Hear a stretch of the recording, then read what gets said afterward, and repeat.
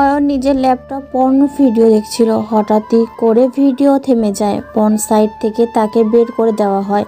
এটা দেখে সে ভয় পেল, কারণ এই সাইটটা তার নিজের বানানো। চাইলেই সে সবাইকে বের করতে পারবে, তাকে নয়। তারপরও সে তাকে করে দিল। অয়ন রেগে গিয়ে ল্যাপটপের কিবোর্ডে হাত চালাতে লাগলো। একটু আগেই সে সাইডে সেই ভিডিও দেখছিল, সেই সাইডেই আবার খুঁজে পাচ্ছে না সে। হঠাৎই সাইট হারিয়ে যাওয়ায় কোনো প্রশ্ন আসে না। অয়ন সাইট খুঁজে না পেয়ে ভয় পেল, কারণ এই সাইডে সে অনেক টাকা ইনভেস্ট করেছে। দীর্ঘ কয়েক বছর ধরে এই সাইডে সে পরিচালনা করছে। এইভাবে যদি সাইট হারিয়ে যায় তাহলে খুব বড় বিপদ। এই সাইডে ইনভাইট করা সব টাকা তার জলে যাবে। অয়ন বর্তমানে ডার্ক জগতের একটা জনপ্রিয় নাম। মাত্র বছর কয়েক এই জগতে বিচরণ করে নাম কামিয়ে নিতে তার খুব একটা কষ্ট করতে হয়নি। প্রথম দিকে সাদা হ্যাকার না মানে হোয়াইট হ্যাকারের মতো কাজ করলেও ধীরে ধীরে লাল হ্যাকার মানে রেড হ্যাকার হয়ে ওঠে। বলা যায় এখনও রেড হ্যাকারের মতো কাজ করছি। হ্যাকার তিন প্রকার: হোয়াইট হ্যাকার বা সাদা ক্যাপের হ্যাকার। সাদা যারা সর্বদা দেশ ও জাতির উন্নতি আর তাদের তথ্য সংরক্ষণের জন্য কাজ করে। এরা অনেক সময় দেশের জন্য গোপন মিশনও করে। দ্বিতীয় নম্বরে আছে রেড হ্যাকার বা লাল কাপের হ্যাকার। এরা ভালো কাজ যেমন করে তেমনই খারাপ কাজও করে। কখনো দেশের জন্য কাজ করে, তো আবার কখনো ভিনদেশীদের জন্য কাজ করে। কখনো অপরাধ করে, কখনো ভালো কাজ করে, যাদেরকে লাল টুপি পরিহিত হ্যাকার বলা যায়। তৃতীয় নম্বরে আছে ব্ল্যাক হ্যাকার বা কালো হ্যাকার। এরা নিজেদের স্বার্থের জন্য যে কোনো কাজ করতে পারে। এরা এত ভয়ানক যে নিজের স্বার্থের পুরো দেশ বা জাতির ক্ষতি করতে একটাবারও ভাবে না। তাই এরা হ্যাকার জগতের সবচেয়ে বড় হ্যাকার।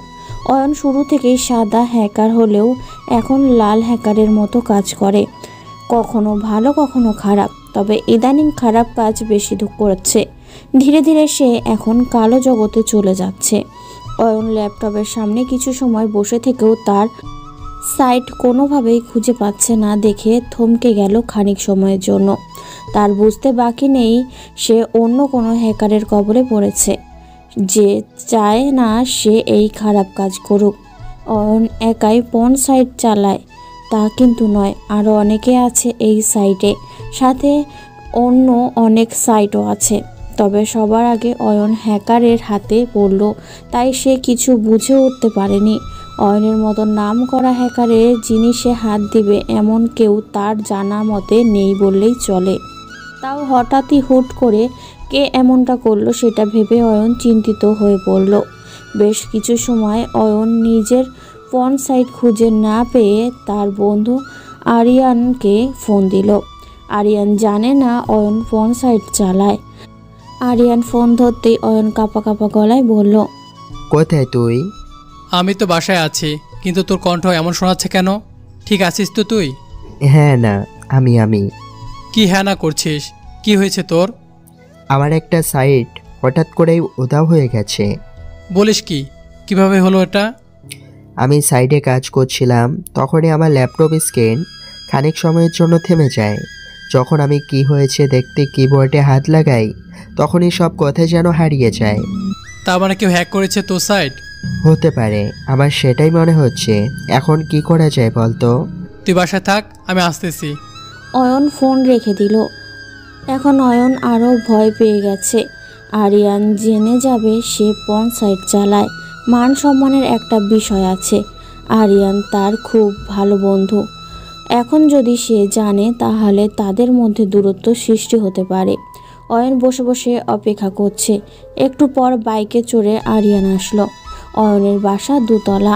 নিচে সে আরিয়ানের জন্য বসে অপেক্ষা করছিল। আরিয়ান আসতেই অয়ন তাকে নিয়ে সোজা নিজের রুমে চলে যায়। বল কি হয়েছে? আমার সাইট হ্যাক হয়ে গেছে। এই সাইটে আমি অনেক টাকার কাজ করছি। কি সাইট ওটা? এত কিছু জানতে হবে না, বল কিভাবে কি করব। কোনো ক্লু পাচ্ছি না। ঠিক আছে, আমি দেখি কি হয়েছে। অয়ন চা চাইতেও আরিয়ান বসে পড়ল অয়নের ল্যাপটপ নিয়ে। প্রায় 1 ঘন্টা হয়ে গেল, তাও ল্যাপটপ স্ক্রিন অফ হয়ে আছে। আরিয়ানও কিছু করতে পারছে না, কারণ স্ক্রিনে যদি কিছু না আসে তাহলে কী বা করতে পারবে সে।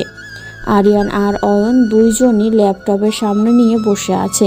একটু পর ল্যাপটপের স্ক্রিনে একটা ভুতুরে ইমোজি আসলো। দেখে মনে হবে ইমোজিতে কেউ হাসছে। হ্যাঁ, ইমোজি তো আস্তে আস্তে ছোট হয়ে অদৃশ্য হয়ে যাচ্ছে। এই কাজগুলো খুব ধীর গতিতে হচ্ছে। হঠাৎ লেখাটা অদৃশ্য হতেই আরও একটি লেখা ভেসে ওঠে ল্যাপটপ স্ক্রিনে, যেটা দেখে অয়ন রেগে যায়। অপরাধ করলে শাস্তি পেতে হবে, তোমাদের ফ্রন্ট সাইড শেষ করে দিলাম। লেখাটা পড়ে আরিয়ান অয়নের দিকে তাকাচ্ছে। আরিয়ানরা এখন বুঝতে পারল কেন অয়নের সাইট হ্যাক করা হয়েছে। আরিয়ান অয়নকে বলল, তুই এসব পর্ন সাইট চালাস জানতাম না তো। না, ও মিথ্যা বলছি, এমন কিছুই নয়। আরিয়ান আর কথা না বলে ল্যাপটপ অফ করে আবারও অন করলো। তারপর পুরো ল্যাপটপ ঘেঁটে দেখলো অয়ন সত্যি বলছে না মিথ্যা। অয়ন আরিয়ানকে ডেকেছে এই সাইট উদ্ধার করার জন্য, কারণ আরিয়ানের টেকনিক্যাল বুদ্ধি খুব বেশি। সহজেই সে যে কোনো দুর্বল জায়গা খুঁজে নিতে পারে। কিন্তু এখানে এসে যে অয়নের মান সম্মানের কথা আসবে, সেটা কালো টাকার লোভে অয়ন কিছু সময়ের জন্য ভুলে গিয়েছিল। আরিয়ান অয়নকে তার বাসায় যেতে বলে, কারণ আরিয়ানের বাসায় কম্পিউটার আছে আর সেই দিক থেকে চেষ্টা করলে হয়তো তার সাইট ফিরে পেতে পারে। আরিয়ান বাসায় চলে গেল। বিকেলের দিকে অয়নও আরিয়ানের বাসায় গেল। দুইজন দুইটা কম্পিউটারের সামনে বসে পড়ল যাতে অয়নের সাইট ফিরিয়ে নিতে পারে। কিন্তু অনেক চেষ্টা করেও কোনো কাজ হচ্ছে না। দীর্ঘ 2 ঘন্টা চেষ্টার পরেও যখন সাইট ফেরাতে পারল না, তখন তাদের বুঝতে বাকি নেই এই সাইট তারা আর ফিরে পাবে না। হ্যাঁ, দীর্ঘ 1.5 ঘন্টা চেষ্টার পরও সাইট পেয়েছে। তাদের কেবল দেখা ছাড়া আর কিছু করার নেই। কোনোভাবে ফিরিয়ে নিতে পারেনি। যখন দুইজন ল্যাপটপ ছেড়ে উঠতে যাবে, তখনই একটা লেখা তাদের সামনে ভাসে। লেখাটা বাংলা ও ইংরেজিতে ছিল না, চাইনিজ ভাষায় কিছু লেখা ছিল। অয়ন তাড়াতাড়ি সেটা ট্রান্সলেট করে দেখে লেখাটা। এই সাইট ফিরে পাবে না শত চেষ্টা করেও, সারা জীবনের জন্য এই সাইট ধ্বংস করে দিলাম। যারা ফ্রন্ট সাইড চালায় সবাই ধ্বংসাত্মক। তারা সমাজের মানুষকে খারাপ পথে নিয়ে যায়, যুব সমাজ ধ্বংস করে।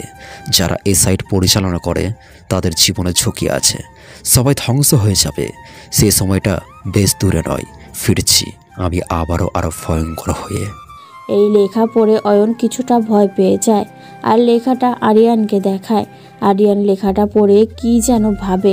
তারপর অয়নকে বলে, একটা খুব ভয়ঙ্কর কেউ। আমি একজনকে সন্দেহ করছি, কিন্তু এটা সে কি না সেটা এখনও জানা নেই। যদি এটা সে হয় তাহলে তুই জীবনে ঝুঁকিতে আছিস, আর যদি সে না হয় তাহলে নতুন কেউ ভয়ঙ্কর রূপ ধারণ করতে চলেছে। থেকে আমাদের এখান থেকে শেষ করতে হবে। আরিয়ানের কথায় অয়ন কিছুটা থমকে যায়। অয়ন বলে, কে হতে পারে সে? সেটা আর কিছু বলতে যাবে, তখনই আরিয়ানের কম্পিউটার রুমে কেউ প্রবেশ করলো। দুজন ফিরে দেখে আরিয়ানের ছোট বোন রুহানি হাতে চা নিয়ে আছে। অয়নকে বলল, হাই অয়ন ভাইয়া, কেমন আছো? অনেক দিন পর আমাদের বাসায়। হ্যাঁ ভালো, তুমি ভালো আছো তো? ভালো। তো কি কাজ করছো কম্পিউটারে? তেমন কোনো কাজ নয়, শুধু একটু সাইডে কাজ ছিল, সেটা করছি তোমার ভাই আর আমি মিলে। ওকে, করো তাহলে। আর চা খেয়ে নিও। রুহানি চা দিয়ে চলে আসতে যাবে, ঠিক একটু ফিরে দেখলো কম্পিউটার স্ক্রিনে থাকা কিছু চাইনিজ লেখা। রুহানি লেখাটা দেখে একটু হাসি দিল।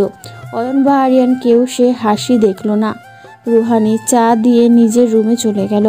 ভেতর থেকে দরজা বন্ধ করে দিল যাতে কেউ আসলে সে বুঝতে পারে। অয়ন আর আরিয়ান বেশ কিছু সময় ধরে কিছু করতে না পেরে কম্পিউটার ছেড়ে উঠে পড়ল। হারিয়ে ফেলল অয়নের পর্ন সাইট। অয়ন বাসায় চলে গেল। আরিয়ান কম্পিউটার রেখে রুহানির রুমে গিয়ে দেখে দরজা ভেতর থেকে নক করা। আরিয়ান ভাবল রুহানি ঘুমোচ্ছে, তাই আর না ডেকে ছাদে চলে গেল। একটা কথা আরিয়ান বারবার ভাবছে, সে তো মারা গেছে। আমার জানা মতে দেশের সব হ্যাকার সেটাই জানে। তাহলে এটা কি করে হতে পারে? না মরা মানুষ হতে পারে না, এটা অন্য কেউ। অয়ন বাসায় গিয়ে ভাবতে লাগলো। আরিয়ান তো কারোর নাম বলতে চেয়েছিল, কিন্তু বলল না কেন? অয়ন আবারও আরিয়ানকে ফোন দিল। আরিয়ান ফোন ধরে কানে দিতেই অপর পাশ থেকে অয়ন বলল, সে ভয়ঙ্কর হ্যাকারটা কে হতে পারে? আরিয়ান অয়নের কথায় কিছুটা থমকে গেল। আরিয়ান চুপ থাকায় অয়ন আবারও জিজ্ঞাসা করলো। কে সে, বল না। এবার আরিয়ান কিছুটা রাগী গলায় বলল, আমি জানি না কে সে, তবে এটা জানি সে কাউকে মারার আগে এমন একটা মেসেজ বা চিঠি দিবে। তার ব্যাপারে আমি আর কিছুই জানি না। অয়ন ভেবেছিল আরিয়ান হয়তো সেই হ্যাকারের নাম বলবে, কিন্তু তা না বলে আরও রাগ দেখালো। ফোন কেটে দিয়ে ভাবলো অয়ন সব ভুলে যাবে, চুপচাপ হয়ে থাকবে। যদি তাতে তার জীবনের ঝুঁকি কমে যায় তাহলে সেটাই ভালো। সবাই চুপচাপ হয়ে গেল। অয়ন আর আরিয়ান এমন ভাব ধরলো যেন তারা কিছুই জানে না। 2 দিন পর অয়ন আর আরিয়ান ভার্সিটিতে আসে। এদিকে ভার্সিটিতে আসে নতুন ছেলে রবিউল হাসান। অয়ন আর আরিয়ান তার সাথে কিছু ছেলে পেলে মিলে দাঁড়িয়ে আড্ডা দিচ্ছে। তখনই রবিউল ওদের কাছে যায় আর জিজ্ঞাসা করে, ভাই, অনার্সের পলিটিক্যাল সায়েন্সের রুমটা কোন দিকে একটু বলবেন প্লিজ? রবির কথা শুনে অয়ন আর আরিয়ান হাসতে শুরু করে। রবি যখনই সেখান থেকে চলে আসতে যাবে তখনই অয়ন রবিকে দাঁড় করিয়ে বলে, নতুন নাকি? আগে তো দেখিনি। হ্যাঁ নতুন, তাই তো রুমটা চিনি না বলে আপনাকে জিজ্ঞেস করলাম। বাসা কই? আপনারা মনে হয় বিরক্ত হচ্ছেন। আচ্ছা, আমি অন্য কারো থেকে জেনে নেব, ধন্যবাদ। আরে বাহ, দেখতে খ্যাত হলেও কথা স্মার্ট আছে। আপনারা আমাকে অপমান করছেন। কারো গায়ের পোশাক দেখে বিচার করার ক্ষমতা আপনাদের নেই। ওই গলা নামিয়ে কথা বল, সিনিয়র হয় তোদের। আচ্ছা সরি ভাই, আমি আসি। আরে ওই কই যাস? ভাই, ক্লাস আছে, ক্লাস খুঁজতে হবে, তারপর যেতে হবে। আর কিছু সময় পর ক্লাস শুরু হবে। না, তুই আজ ক্লাস করবি না। যা, ওই দোকান থেকে আমাদের জন্য চা নিয়ে আয়। দেখুন, আপনারা অযথা আমাকে বিরক্ত করছেন। ওই তুই যাবি চা আনতে নাকি এখানেই? কথা বলতে না বলতেই আরিয়ান রবির শার্টের কলার ধরে বসে। ইচ্ছে না থাকা সত্ত্বেও রবি তাদের জন্য চা আনতে রাজি হয়ে যায়। রবি চা আনতে চলে যাওয়ার পর আরিয়ান আর অয়ন হাসতে হাসতে বলে, ভালোই মুরগি পাইছি, এবার এটাকে দিয়ে সব করাবো। কিছুটা দূর হলেও রবি তাদের কথা শুনতে পায়। রবি মনে মনে ভাবে, তবে ভালোই হবে, আমি যত তোদের কাছে থাকবো ততই লাভ আমার। অয়ন আর আরিয়ান ভাবতে থাকে। একটু পর রবি চা নিয়ে আসে। অয়ন আর আরিয়ানের হাতে চা দিয়ে চলে যেতে চাইলে অয়ন নিজের পকেট থেকে চায়ের টাকা বের করে রবির দিকে ছুঁড়ে মারে আর বলে, এই ফকির, তোর চায়ের টাকা নিবি না? এই ধর। রবি ফিরে মাটি থেকে টাকাটা তুলে নিয়ে অয়ন আর আরিয়ানের দিকে তাকিয়ে মুচকি হাসি দিয়ে বলে যায়। হঠাৎই আরিয়ান একটু শক খায়। এই হাসি হয়তো সে আগেও কোথাও দেখেছে। অয়ন রবির হাসি দেখে বলে, দেখ, চায়ের টাকার সাথে কিছু বকশিস পেয়েছে বলে কত খুশি হয়েছে ওই খ্যাটটা। জানিস, এরা হলো টাকার পাগল। টাকা দিবি তো এদের দিয়ে সব কাজ করানো যাবে, সেটা হোক ড্রাগস বা আর্মস। অয়নের কথা শেষ হতে না হতেই আরিয়ান তাকে থামিয়ে দিয়ে বলল, না, এটা হতে পারে না। ওর হাসি হয়তো আগে আমি কোথাও দেখেছি, কিন্তু ওর মুখটা দেখিনি। ওর হাঁটার স্টাইল, হাত নাড়ানোর স্টাইল, এমনকি তার রহস্যময় হাসি, সব আমার কেমন যেন চেনা মনে হচ্ছে। ওর থেকে সাবধান থাকিস। এমনিতে অপরিচিত কারো ওয়ার্নিংয়ে আছি। সে কখন কোন দিক দিয়ে আসে তার কোনো হিসেব নেই। আরিয়ানের কথায় অয়ন কিছুটা বুঝলো না। এদিকে রবি একটা মেয়ের সামনে গিয়ে দাঁড়িয়ে যায়। উদ্দেশ্য অনার্সের রুমটা চিনে নেওয়া। মেয়েটা কিছু সময় রবির দিকে তাকিয়ে রুমটা দেখিয়ে দেয়। রবি রুমে চলে যায়। সবাই ভূত দেখার মতো তার দিকে তাকিয়ে আছে। একটু পর স্যার ক্লাসরুমে আসলে আবারও বের হয়ে যায়। বাইরের দরজার ওপরে কি যেন দেখলে আবারও ভেতরে ঢুকে সবাইকে বলতে লাগলো। সবাই বসে গেল। স্যার বলল, এটা অনার্স প্রথম বর্ষের রুম না? স্যারের কথা শুনে সবাই কিছুটা থমকে গেল আর রবির দিকে তাকিয়ে বলল। স্যার এবার একদম পেছনে থাকা রবিকে দাঁড়াতে বলল। রবি দাঁড়িয়ে স্যার কি বলে তা শুনতে প্রস্তুতি নিল। হয়তো সবার মতো ছোট লোক খ্যাত বলেই অপমান করবে। ঠিক সেটাই হলো। রবি দাঁড়াতেই স্যার জিজ্ঞাসা করলো, এই ছেলেকে তুমি এখানে কি করছো? স্যার, আমি এই ক্লাসের স্টুডেন্ট। এটাই আমার প্রথম দিন, তাই আমাকে আপনি বা এখানে থাকা কেউ চিনে না। রবির কথা শুনে স্যার কিছুটা রেগে গিয়ে বলল, তোমার রোল কত? স্যার, 126। 6টা মাস হচ্ছে আর তুমি এতদিন পরে ভার্সিটিতে হচ্ছ? স্যার, আমি রবিকে আর কোনো কথা বলতে না দিয়ে স্যার নিজের খাতা দেখে বলল, এখানে 126 বলে কেউ নেই, 125 পর্যন্ত আছে। স্যার, আমি ট্রান্সফার হয়ে আসছি। কাল ট্রান্সফার হয়েছি আর আজ ক্লাস করতে আসছি। ও তাই তো বলি, এমন খ্যাত মার্কে ছেলে আমাদের ভার্সিটিতে আসলো কিভাবে? স্যারের কথা শুনে রবি মাথাটা নিচু করে ফেললো আর ক্লাসের সবাই হাসাহাসি শুরু করলো। রবি মাথা নিচু করলেও তার কেন জানি এসবে খুব ভালো লাগছে। মনে মনে সে ভাবছে, আজ যদি এমন না হতাম, এই নিষ্ঠুর মানুষগুলো গরিবের সাথে কি করে তা বুঝতেই পারতাম না। রবি মাথা নিচু করে দাঁড়িয়ে আছে। স্যার নিজের মতো রবিকে অপমান করে যাচ্ছে। স্যারের কথা শেষ হলে রবি মাথা নিচু করে বসে পড়ল। এই ভার্সিটিতে সব বড় লোকের ছেলেরা পড়াশোনা না টাইম পাস করে, গার্লফ্রেন্ড নিয়ে ঘোরা, বাবার টাকা নষ্ট করতে আসে। তবে দু একজন আসে যারা পড়াশোনা করে। যারা ভালো পড়াশোনা করে তারা কখনোই কাউকে অপমান করে না, কাউকে ছোট করে কথা বলে না, সবার সাথে খুব সহজেই মিশে যায়। রবি মাথা নিচু করে বসে আছে। স্যার ক্লাস করে যাচ্ছে। স্যারের কথা রবি শুনছে আর মাথা নিচু করে আছে। একদম পেছনের সিটে রবি একা বসে আছে। হঠাৎই ভার্সিটির ভিপি ক্লাসে আসলে সবাই দাঁড়িয়ে তাকে সম্মান করে। সবার মতো রবিও দাঁড়িয়ে যায়। স্যার সবখানে দেখে একদম পেছনে রবির দিকে তাকিয়ে সবাইকে বসতে বলল। সবাই বসে গেল। স্যার রবিকে দাঁড়াতে বলল। সবাই মুচকি হাসছে। সবার মতে স্যার হয়তো রবিকে অপমান করবে। রবিকে স্যার সামনে আসতে বললে সে সামনে এলো। স্যার রবিকে দেখিয়ে বলল, হয়তো তোমরা অনেকেই জানো না ওর নাম। ও হচ্ছে রবিউল হাসান। ও খুবই মেধাবী ছাত্র। স্যারের কথা বলার মাঝখানে রবি একটা কাশি দিল। স্যার সাথে সাথে কথা ঘুরিয়ে নিয়ে বলল, রবিউল হাসান আগামীকাল থেকে এখানে ট্রান্সফার হয়ে আসছে। তোমরা সবাই ওর সাথে বন্ধুত্ব সুলভ আচরণ করবে। যাই হোক, রবিকে তো তোমরা সবাই চেনো। এখন তোমাদের পরিচয় করে দাও রবিকে। স্যারের কথা শুনে কয়েকজন তো বলেই উঠল, কি এই খ্যাতকে আমাদের পরিচয় দেবে? স্যার ধমক দিলেন। সবাই চুপ হয়ে যায়। স্যার এক পাশ থেকে নাম বলতে বলতে সবাই নিজেদের মতো তাদের পরিচয় দেওয়া শুরু করে। রবি খেয়াল করে দেখছে তাদের মধ্যে অনেক মুখেই রাগ আর ধমকানো সরে তাকে নাম বলছে। রবি এসব দেখেও সবার নাম জেনে নিল। ভিসি স্যার রবিকে সামনে এসে বসতে বলে রবি ছোট করে বলে, না স্যার, সমস্যা নেই, পেছন থেকে সবাইকে ভালো করে দেখা চাই। সবার সাথে কথা শেষ করে ভিসি স্যার চলে গেল। রবি ঠিক পেছনে গিয়ে আবারও বসে পড়ল। স্যার নিজের মতো ক্লাস করাতে শুরু করলো। 15 সময় ক্লাস করে স্যার রবির দিকে তাকিয়ে বলল, আজকের ক্লাসটাই তো করাতে পারলাম না। রাগী গলায় এটা বলে স্যার চলে গেল। রবি মাথা নিচু করে পেছনের সিটে বসে আছে আর ভাবছে যারা শিক্ষা দেয় তারাই যদি ধনী গরিবের মধ্যে পার্থক্য সৃষ্টি করে তাহলে এই জাতি শেষ হয়ে যাবে। রবি মাথা নিচু করে এসব ভাবছে, তখনই সে বুঝতে পারল তার দুপাশে কেউ এসেছে। রবি মাথা তুলে তাকিয়ে দেখে দুটো ছেলে তার পাশে বসে আছে। রবি মাথা তুলে দেখতেই তারা বলল, হাই, আমি নীল। আরে আমি। তাকে আর বলতে না দিয়ে রবি বলে উঠল, রাফিন। রবির কথা শুনে রাফিন কিছুটা হেসে বলল, তার মানে ভিসি স্যার যা বললো তা আসলেই সত্যি? রাফিন রবিকে কি বোঝাতে চেয়েছে সেটা রবি বুঝলেও না বোঝার মতো করে আবারও জিজ্ঞাসা করলো, স্যার কি বুঝিয়েছে?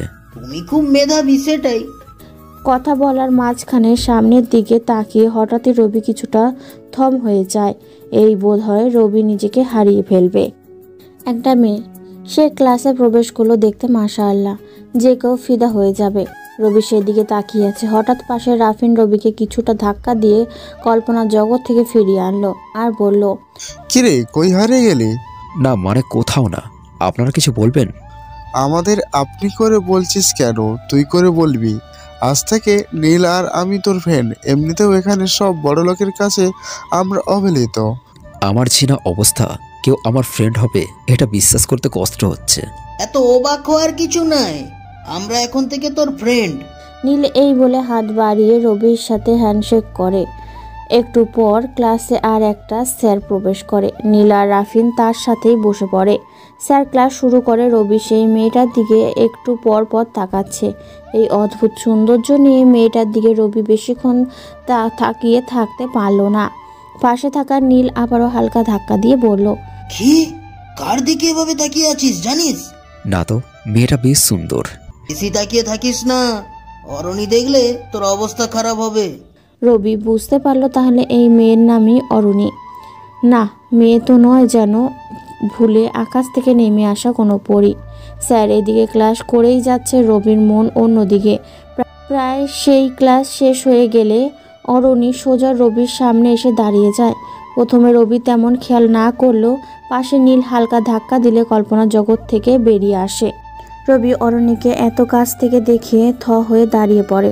অরণি ধমকানোর স্বরে রবিকে বলে, কি ব্যাপার, এখানে কি মেয়ে দেখতে আসছিস নাকি? সে কখন থেকে দেখছে আমার দিকে তাকিয়ে আছিস? রবি কিছু না বলে চুপ করে মাথা নিচু করে ফেলে। যদি এখন রবি কিছু বলে বা করতে যায় সব কিছু ভেসে যাবে। রবি কোনো কথা বলছে না দেখে অরণি আবারও চিৎকার করে বলে উঠল, কি হলো, কথা কি কানে যায় না? এবার রবির দিকে তাকিয়ে সবাই হাসছে। রবি অরণিকে বলল, আপনি অনেক সুন্দর, তাই একটু দেখছিলাম। রবির এমন কথা শুনে সবাই জোরে হেসে উঠল। আর অরণি তো বেশ রেগে গেল। অরণি কিছু বলতে যাবে ঠিক তখনই স্যার ক্লাসে চলে এলো। অরণি নিজের সিটে চলে যেতে যেতে বলল, ক্লাস শেষ হলে তোকে দেখে নেব। অরণি চলে গেলে রবি বসে পড়ে। এভাবে একটার পর একটা ক্লাস শেষ হয়ে গেলে রবি যখনই চলে আসতে যাবে তখনই পেছন থেকে কেউ ডাক দেয়। রবি ফিরে দেখে নীল আর রাফিন পেছনে আছে। রবি তাদের দিকে যেতে চাইলে মাঝখানে অরণি কোথা থেকে চলে আসে। তার সাথে অয়ন আর আরিয়ানও আছে।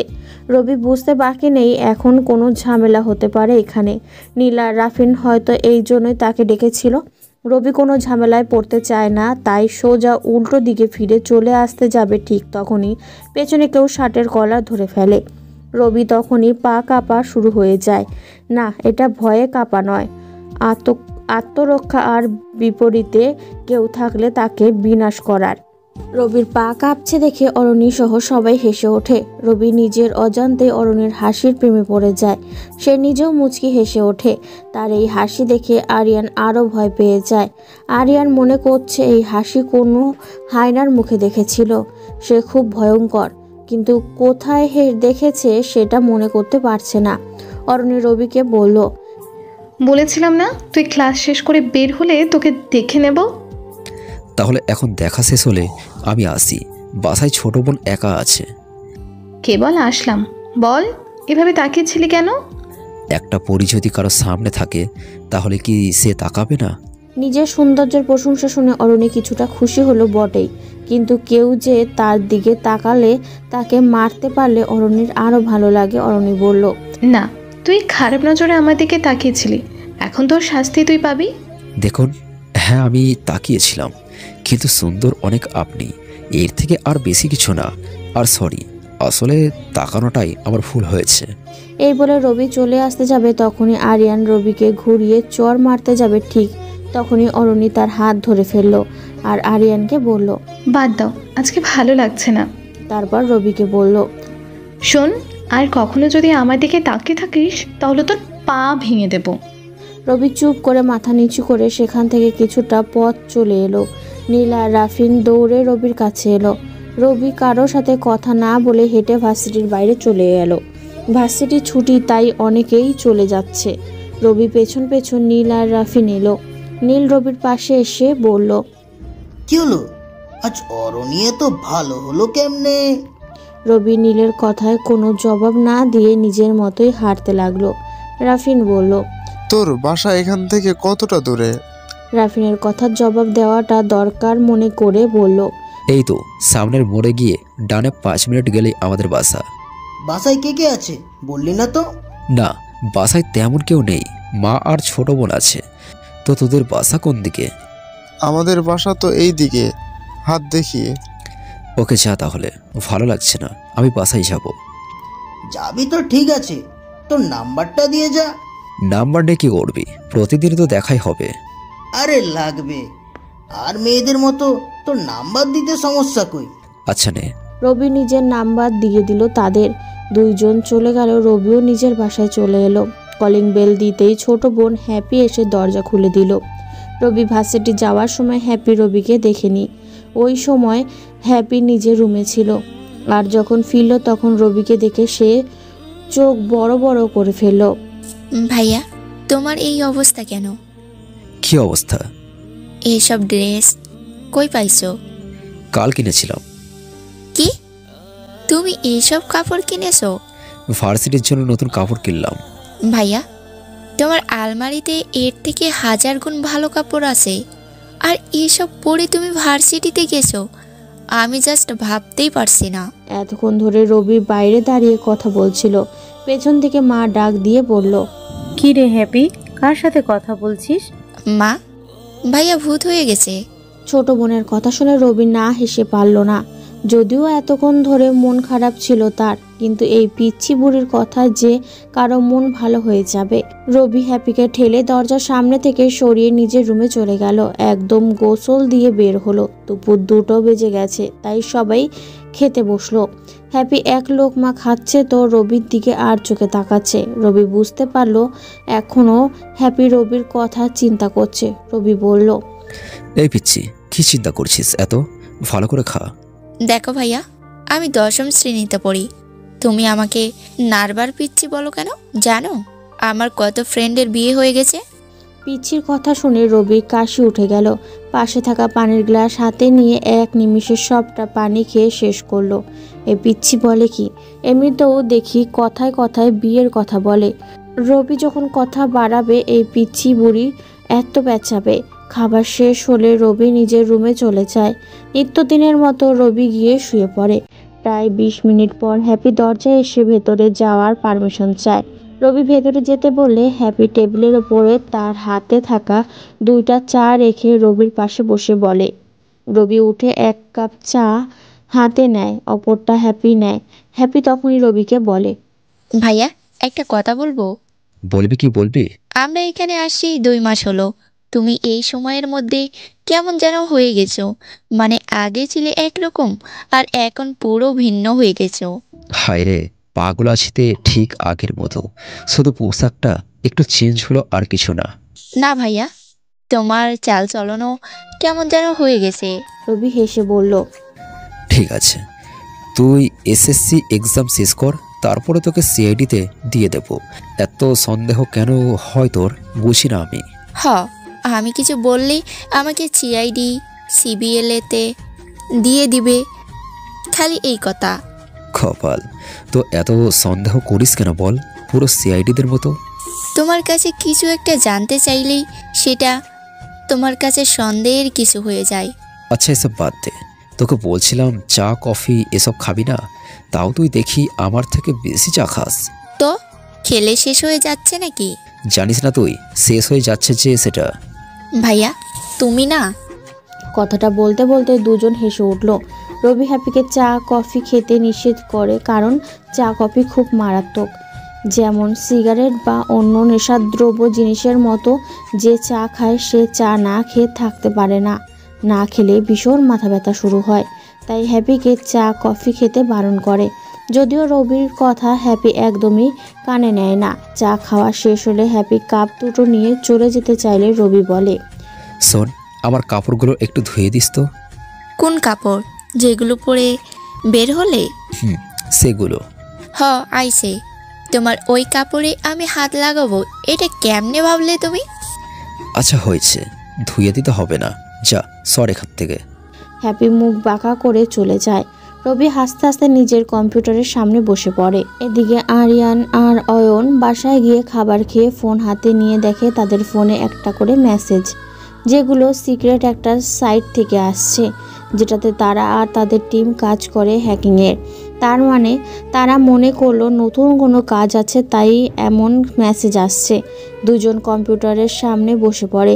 হঠাৎই দেখে তাদের সার্ভারে সিস্টেম চেঞ্জ করতে বলছে।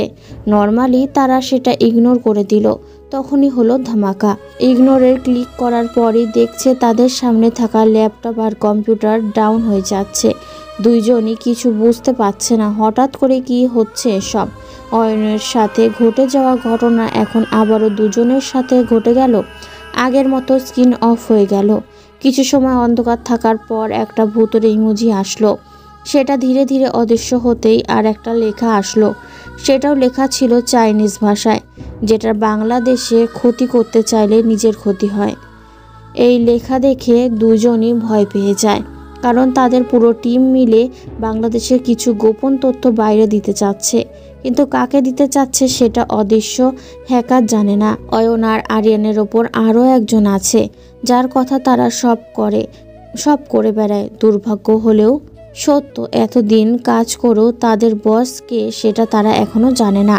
অয়ন আর আরিয়ানের হ্যাকিংয়ের পুরো সাইট হ্যাক করে নিয়ে অপর পাশে বসে থাকা হ্যাকার মুচকি হাসছে। আরিয়ান আর অয়ন ভয় পেয়ে যায়, কারণ তারা যে দেশের ক্ষতি করছে সেটা জানতে পারলে তো তাদের জেল হবে। মামলা হলে আজীবন হয়তো জেলের 4 দেয়ালের বন্দি হয়ে থাকতে হবে। অয়ন আর আরিয়ান এবার একসাথে হয়ে গেল। দুজন আরিয়ানের বাসায় আসলো। এখান থেকে তারা ছদ্মবেশী এক হ্যাকারকে টেস্ট করার চেষ্টা করবে। এদিকে রবি কম্পিউটার থেকে উঠে ঘুমাতে গেল। কানের পাশে ফোনটা রাখলো। তখনই তার মনে হলো কিছু একটা সে মিস করে ফেলেছে, হয়তো সেটা কম্পিউটারের কোনো জিনিস। রবি আবারও কম্পিউটারের সামনে বসে মাথায় হাত দিয়ে চেয়ারের পেছনে দেখে কিছু একটা হেলান দিয়ে চিন্তা করলো কি সেটা। হঠাৎই তার কিবোর্ডের পাশে চোখ পড়ল। সেখানে তার একটা পেন ড্রাইভ ছিল, যেটা এখন নেই। রবির ঘরে তো মা আর ছোট বোন ছাড়া আর কেউ নেই। মা এমনিতেও এই ঘরে আসে না। ঘর গোছানো হ্যাপির কাজ, তাই রবি চিন্তা করছে কোথায় গেল পেন ড্রাইভ। রবি তখনই হ্যাপিকে ডাক দিল। প্রথম ডাকে কোনো সাড়া শব্দ পায়নি, তাই রবি আবারও ডাক দিতে হ্যাপি এসে হাজির। এত রাগী হয়ে ডাকলো যে হ্যাপি দরজার কাছে এসে কাঁপতে শুরু করলো। রবি হ্যাপিকে দরজার পাশে দেখে ভেতরে আসতে বলল। ভাইয়া, কি হয়েছে? এভাবে ডাকছো কেন? সকালে আমি বের হওয়ার পরে আমার রুমে কে আসছে? বাসায় তো কেউ আসেনি, আর তোমার রুমে আমি ছাড়া তো কেউ আসে না। তাহলে তুই এসেছিস সকালে?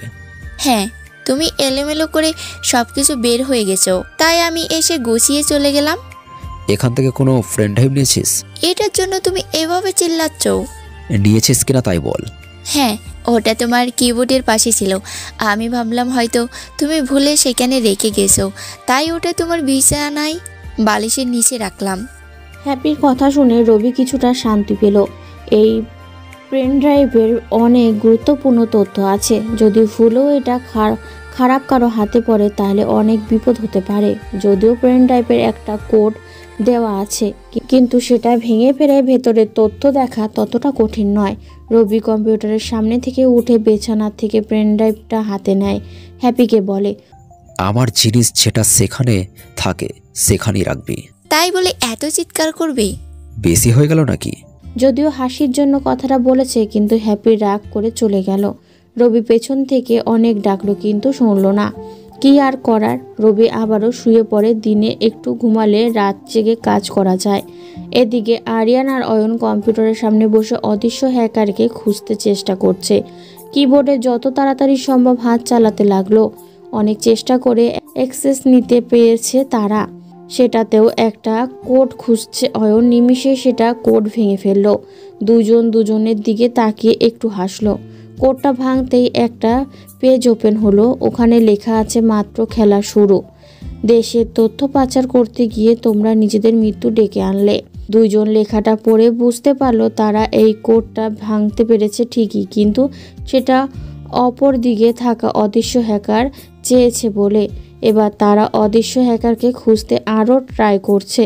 প্রথমে তারা অদৃশ্য হ্যাকারকে হতে পারে সেটা চিন্তা করলো। তাদের শত্রুপক্ষে থাকা সবার লিস্ট চেক করলো। তাদের মধ্যে যে বা যারা আরিয়ান বা অয়নের সাথে বেশি ঝামেলা করে তাদের ল্যাপটপ, কম্পিউটার, এমনকি ফোনও হ্যাক করলো, কিন্তু কোনো লাভ হলো না। তাদের মধ্যে কেউ নেই যে আরিয়ান আবার আয়ানের সাইট হ্যাক করছে বলে মনে হয়। বেশ কিছু সময় চেষ্টা করেও যখন হ্যাকারকে খুঁজে পেল না, তখন আরিয়ান আরও দুজন হ্যাকারের সাথে কথা বলল, যাতে সেই অদৃশ্য হ্যাকার বা কারা জানতে পারে। সবাই সিদ্ধান্ত নিল রাত 2টোয় তাদের কাজ করবে। যে এই হ্যাকিং করছে তার সব কিছু হ্যাক করবে। 4 জনে একসাথে কাজ করলে অবশ্যই কিছু পাবে, যা দিয়ে হ্যাকারকে চিহ্নিত করা যাবে। অয়ন আর আরিয়ান কাজ করছিল। হঠাৎই চা নিয়ে এলো আরিয়ানের ছোট বোন রুহানি। আরিয়ানের সাথে কথা বলে রুহানি নিজের রুমে চলে গেল। অয়ন আর আরিয়ান দুজনের খেয়াল করছে। রুহানি যখনই তাদের সামনে কাজ করতে দেখে তখনই হেসে চলে যায়। আর ইদানিং অয়নের সাথে রুহানির একটু বেশি কথা বলার ট্রাই করে। রুহানি চলে গেল। আরিয়ান আর অয়ন চা খাচ্ছে আর কম্পিউটারে বিভিন্নভাবে ট্রাই করছে ভিকটিমকে ধরার, কিন্তু ভিকটিম যে রাঘব বোয়াল সেটা তাদের কল্পনার বাইরে। রবি ঘুমাচ্ছে, একদম সন্ধ্যা হয়ে গেল, তখনই ঘুমিয়ে আছে। হঠাৎ গায়ে পানি পড়তেই বিছানা থেকে লাফ দিয়ে উঠল। ভাবছে পানি এলো কোথা থেকে। সামনে তাকিয়ে দেখে হ্যাপি দাঁড়িয়ে আছে, হাতে পানির গ্লাস। রবি পানির গ্লাস আর হ্যাপির হাসি দেখে বুঝতে পারলো এই পানি আকাশ থেকে পড়েনি, বরং ছোট বোন হ্যাপি ইচ্ছে করে ফেলেছে। রবি তাকে বলে, কিরে তুই আমার এই স্বাদের ঘুম ভাঙলি কেন? ভাইয়া, এটা কি তোমার স্বাদের ঘুম ছিল? স্বাদের ঘুম নয় তো কি, কত সুন্দর একটা। রবি এতটুকু বলেই থেমে গেল। তখনই হ্যাপি জিজ্ঞাসা করলো, কত সুন্দর কি ভাইয়া? কিছু না, এই ঘুমটাও ভাঙালেও পারতি। খুব বেশি করে ফেলেছি না? আমার কথা আমাকে বলিস আবার, যা এখান থেকে। হ্যাপি হাসতে হাসতে বলল, যাবই তো। মনে আছে ঘুমানোর আগে আমার সাথে কি করছো? সেই প্রতিশোধ নিলি এখন পানি ঠেলে। নিলাম তো।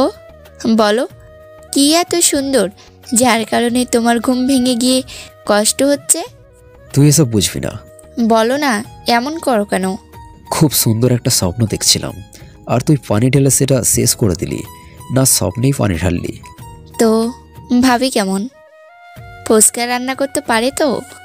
কোনো মেয়েকে সে স্বপ্নে দেখছি তা বলিনি, আর সোজা ভাবি বানিয়ে দিলি, বুঝলাম না।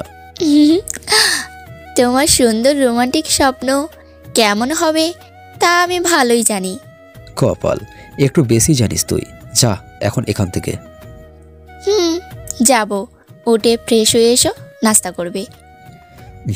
যা আসছি। হ্যাপি চলে গেল। রবি ফ্রেশ হয়ে বের হয়ে সোজা নাস্তা করতে চলে যায়। মা পাশে বসে আছে। রবি বলল, মা, তোমার মেয়ে অনেক পেকে গেছে, বিয়ে দিতে হবে।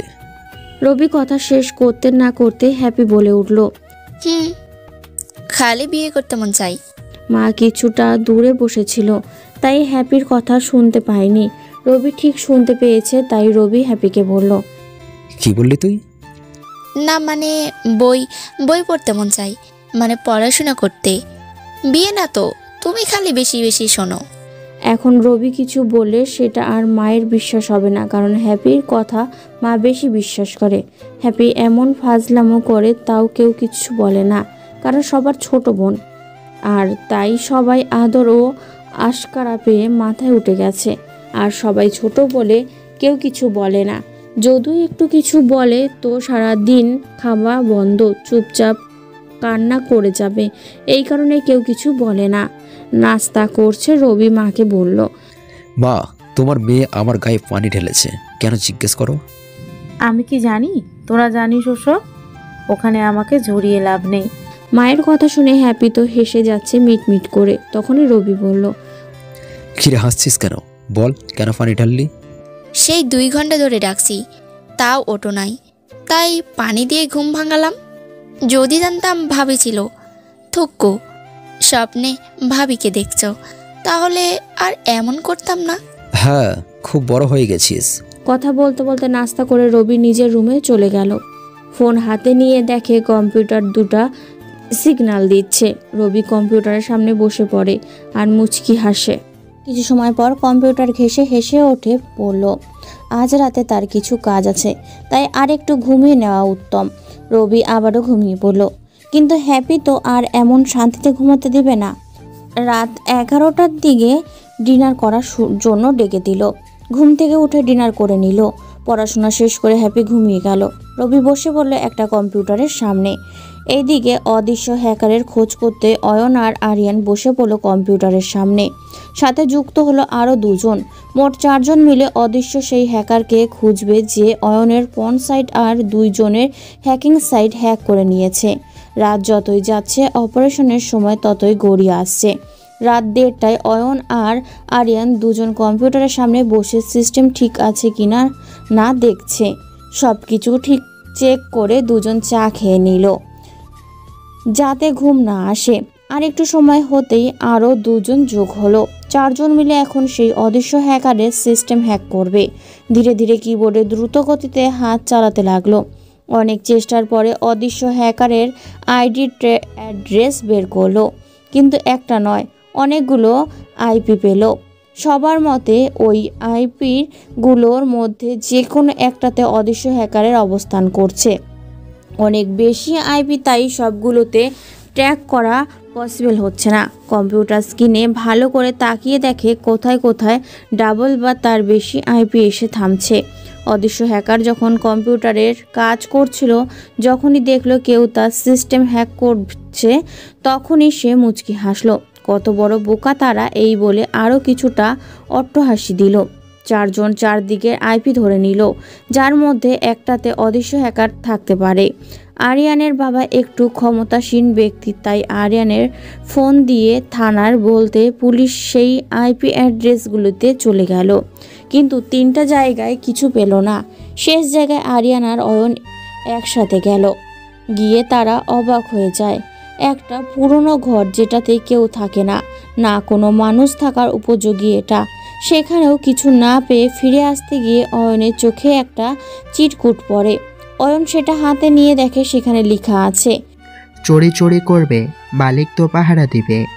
এই কথা কোনো মানে তারা বুঝতে পারল না।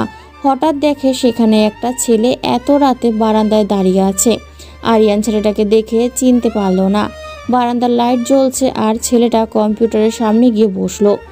দূর থেকে এইটুকু দেখা যাচ্ছে, এত রাতে কারো বাড়িতে ঢোকা ঠিক হবে না। অয়ন কিছুটা আন্দাজ করতে পেরেছে, হয়তো ওখানে বারান্দায় দাঁড়িয়ে থাকা লোকটাই কিছু জানে, কিন্তু এখন তো সেখানে যাওয়া যাবে না। হতাশ হয়ে ফিরে এলো সবাই, কিন্তু আরিয়ান এত সহজে তো হার মানার কথা নয়। বাসায় এসে আবারও কম্পিউটারের সামনে বসে পড়ল, কিন্তু একই কম্পিউটার ওপেন হচ্ছে না কেন? হঠাৎই আরিয়ানের ফোন বেজে উঠল। ফোন বের করে দেখে নতুন যেই 2 জন হ্যাকার নিল, তাদের থেকে একজন ফোন করেছে। আরিয়ান ফোন কানে দিল। যার পিছনে আমাদের লেলিয়ে দিয়েছে সে আর কেউ না, ওর থেকে দূরে থাকা উত্তম। আমাদের কম্পিউটার সহ সব সিস্টেম হ্যাক করে ফেলেছে সে।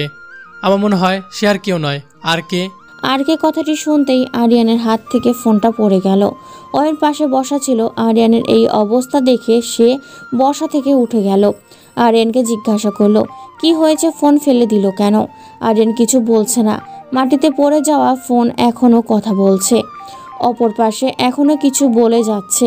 অয়ন মাটি থেকে ফোনটা তুলে কানে নিল।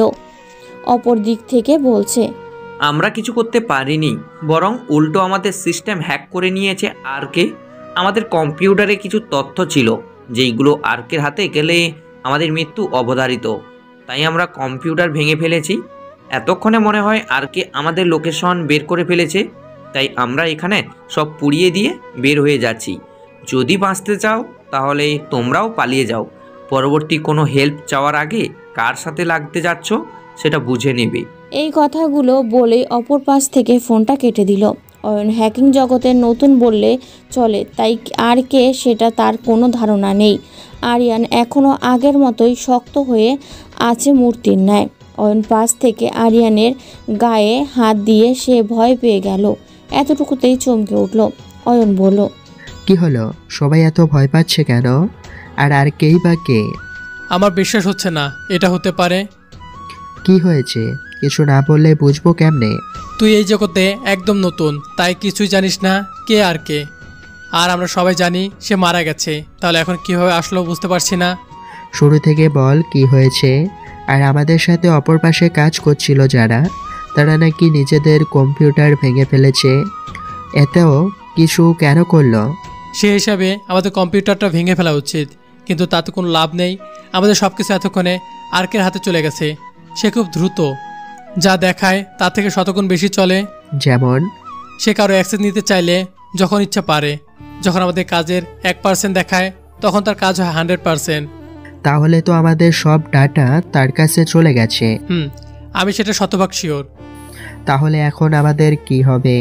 তত কিছু জানি না। সে চাইলেই আমাদের এক্ষুনি পুলিশে ধরে দিতে পারে, আবার ক্ষমা করে দিতে পারে। তবে আমার মনে হয় না সে আমাদের ক্ষমা করবে। আমাদের শুরু থেকে একটু বল, আসলে কি করে সে? সবাই এত ভয় পায় কেন? আমাদের কি করা উচিত এখন? শুরু থেকে শোন তাহলে। আমি যখন সদ্য হ্যাকিং জগতে পা রাখি, শুরু থেকে আমাদের কাজ শেখানো হতো সাদা হ্যাকারের মতো। কিন্তু আমাদের টিমের অনেকে কাজ শিখে সে কাজগুলো অপব্যবহার করে। আমাদের যে কাজ শেখাতো সে কখনো আমাদের সামনে আসেনি। হঠাৎ একদিন নিউজে জানতে পারি বাংলাদেশ ব্যাংক থেকে 200 কোটি টাকার বেশি হ্যাকার হাতিয়ে নিয়েছে। তখন আমরা এই নামটা শুনি, পরে সব টাকা ব্যাক করে দেয় এই আরকে। আর এই ডাকাতির সাথে জড়িত সব হ্যাকারকে পুলিশের কাছে ধরিয়ে দেওয়া হয়। যারা এই হ্যাকিং করেছিল তারা কম পাওয়ারফুল ছিল না, কিন্তু আরকের কাছে তারা কিছুই না। আর তার আরও 2টা লোক আছে, একজন মাফিয়া, একজন টপ হ্যাকার। আরকের পরে তার অবস্থান হ্যাকিং জগতে। একজন রাশেদ, সে মাফিয়া আর আরকের ডান হাত। আর অপরজন মাহমুদ, সে হ্যাকিং জগতে আরকের পরে আছে।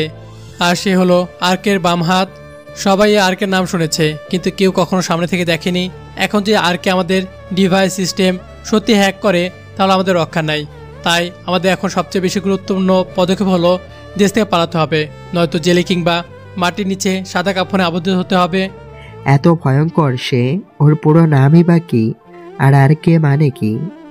অনেক ভয়ঙ্কর। সে যখন রেগে যায় তখন নাকি ওর চোখ ভয়ঙ্কর লাল হয়ে যায়। ওর পুরো নাম বা আরকে মানে কিছুই জানি না। চল এখন এখান থেকে পালাই, নয়তো কাল সকালে হয়তো মৃত্যু, নয়তো জেল খাটতে হবে। চল ভারতে চলে যাই। পাগল নাকি? ভুলে ওখানে যাওয়া যাবে না। আমাদের দেশের ডাটা চুরি করার প্ল্যান ছিল ভারতের এজেন্টের। এখন যদি ওখানে যায় আর ডাটা দিতে না পারি, তাহলে ওখানে আমাদের মেরে ফেলবে। আর আবার তাদের আগে আরেকের লোক আমাদের শেষ করে দিতে পারে। তাই ভারতে না গিয়ে আমেরিকা চলে যাব। অনেক বড় দেশ, আমাকে সহজে খুঁজে পাবে না। আর ওখানে আমার আত্মীয় আছে, তাদের সাথে থাকতে পারবো। তাহলে আমার কি হবে? তুইও কোনো দেশের বাইরে চলে যা, ভুলেও ফিরে আসিস না, কারণ আর কে সহজে কিছু ভুলে না। আচ্ছা, তাহলে আমি দুবাই চলে যাব। ওখানে আমার চাচা আছে, তাদের সাথে থাকবো। দুজন দু দেশে চলে যাওয়ার সিদ্ধান্ত নিল। তাদের অগোচরে কম্পিউটারের অটো ইন্টারলক হওয়ায় একটা সফটওয়্যার দিয়ে আরকে সব শুনে ফেলে। এমন ইঁদুরের মতো অবস্থা দেখে আরকে হেসে ওঠে। যা করতে পারবে না তাই করলে ভুল তো হবেই, আর সেটা যদি অপরাধ হয় তো শাস্তি পেতে হবে, সেটা রাষ্ট্রবিরোধী হয় তো। সকালে ছোট বোন হ্যাপির ডাকে ঘুম ভেঙে যায় রবির। ঘড়িতে তাকিয়ে দেখে 9টা বাজে। রবি আবারও শুয়ে পড়লো। হ্যাপি আবারও ডাকতে শুরু করলো, ভাইয়া ওঠো না কেন, কত বেলা হয়েছে? পরে উঠবো চা, এখন ঘুমাতে দে। উঠবে নাকি পানি ঢালবো? আরে জানা, পরে উঠবো, আর একটু ঘুমাই। তোমার সাথে কেউ দেখা করতে আসছে। কে ওটা? ভাবি। তুই যাবি এখান থেকে নাকি যাব না, আগে ওঠো। আর না উঠলে লাথি দিবা কেমনে? জানা প্লিজ, ঘুমাতে দে। এটা বড় একটা সমস্যা। যতই না করুক না কেন হ্যাপি এইসবই মানবে না। যতক্ষণ রবিকে ঘুম থেকে তুলতে না পারে ততক্ষণ এভাবে কথা পেঁচাবে থাকবে। এক প্রকার বাধ্য হয়ে রবি উঠে গেল। রবিকে উঠতে দেখে হ্যাপি তাড়াতাড়ি চলে গেল, নয়তো রবি দৌড়ানো দেবে সেটা ভালোই জানা আছে তার। রবি ফ্রেশ হয়ে নাস্তা করতে চলে এলো। হ্যাপি আগের থেকেই বসা ছিল। যখন রবি নাস্তা মুখে দিতে যাবে হ্যাপি বলে উঠল, ভাইয়া কাল অনেক রাত পর্যন্ত কম্পিউটারে কি করছো? আমার কথা বাদ দে, তুই কিভাবে দেখলি সেটা বল। না মানে কি, সারা রাত ফোন দিয়েছিলি তাই তো? আরে না, হঠাৎ ঘুম ভেঙে গেছে। উঠে দেখি তুমি কম্পিউটারে কাজ করছো।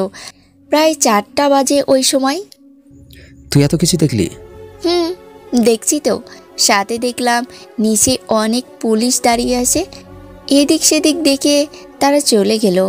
চুপ, আর কোনো পাকনামি করিস না, সোজা নাস্তা করে নে। আচ্ছা ঠিক আছে। এখানে আর কতদিন থাকবো? আমার একটু কাজ বাকি আছে, কয়েকদিনের মধ্যে শেষ হবে, তারপর না হয় চলে যাব। কি কাজ? তোমার এত বুঝি না। ছোট বোনের কথা শুনে রবি কিছুটা হেসে উঠল। নাস্তা শেষ করে রবি আবারও গিয়ে কম্পিউটারের সামনে বসে পড়ল। দুজনকে 2টা মেল করলো, সাথে কিছু ছবি পাঠিয়ে দিল। তারপর রবি ভার্সিটির দিকে রওনা দিল। এদিকে আরিয়ান আর অয়ন পালিয়ে যেতে সব কিছু ঠিক করে নিল। দুজনই পালাতে গেলে ছোট একটা জঙ্গল পার হতে হবে। আরিয়ান আর অয়ন দুজনই গাড়ি নিয়ে চলে যাচ্ছে। একটু একটু বৃষ্টিও হচ্ছে। কিছুটা পথ বাকি জঙ্গল থেকে বের হওয়ার। ঠিক তখনই হলো সমস্যা। দুজনের জন্য 3টে গাড়ি, একটাতে দুজন বসেছে। সামনে একটা গাড়ি, পেছনে একটা গাড়ি। হঠাৎ সামনের গাড়িটা থেমে যায়। পেছনে 2টো গাড়ি খুব জোরে ব্রেক করে। অয়ন আর আরিয়ান সামনের দিকে হেলে পড়ে। হালকা বৃষ্টি হচ্ছে। হঠাৎ সামনে তাকিয়ে দেখে কালো পোশাক পরিহিতা অনেক লোক হাতে গান নিয়ে বের হচ্ছে। আরিয়ানের বুঝতে বাকি নেই এখানে রাশেদ আছে। সবাই কালো কাপড় আবদ্ধ, তাই কাউকে চেনা যাচ্ছে না। দুজন যখন গাড়ির থেকে নামতে যাবে, দুই দিকে গুলি করতে থাকে রাশেদের লোকেরা। ভয়ে দুজন অজ্ঞান হয়ে যায়। রাশেদ ইশারা করলে অয়ন আর আরিয়ানকে তাদের গাড়ি থেকে তুলে রাশেদের একটা গাড়িতে তুলে নেয়। অয়ন আর আরিয়ানের সব লোককে দাঁড় করায় সোজা করে। সবার সামনে রাশেদের লোক গুলি নিয়ে দাঁড়িয়ে থাকে। অয়ন আর আরিয়ানের সব লোক সোজা হয়ে দাঁড়িয়ে রাশেদের সবাইকে বলে এখানে কি হয়েছে তা যেন কেউ জানতে না পারে।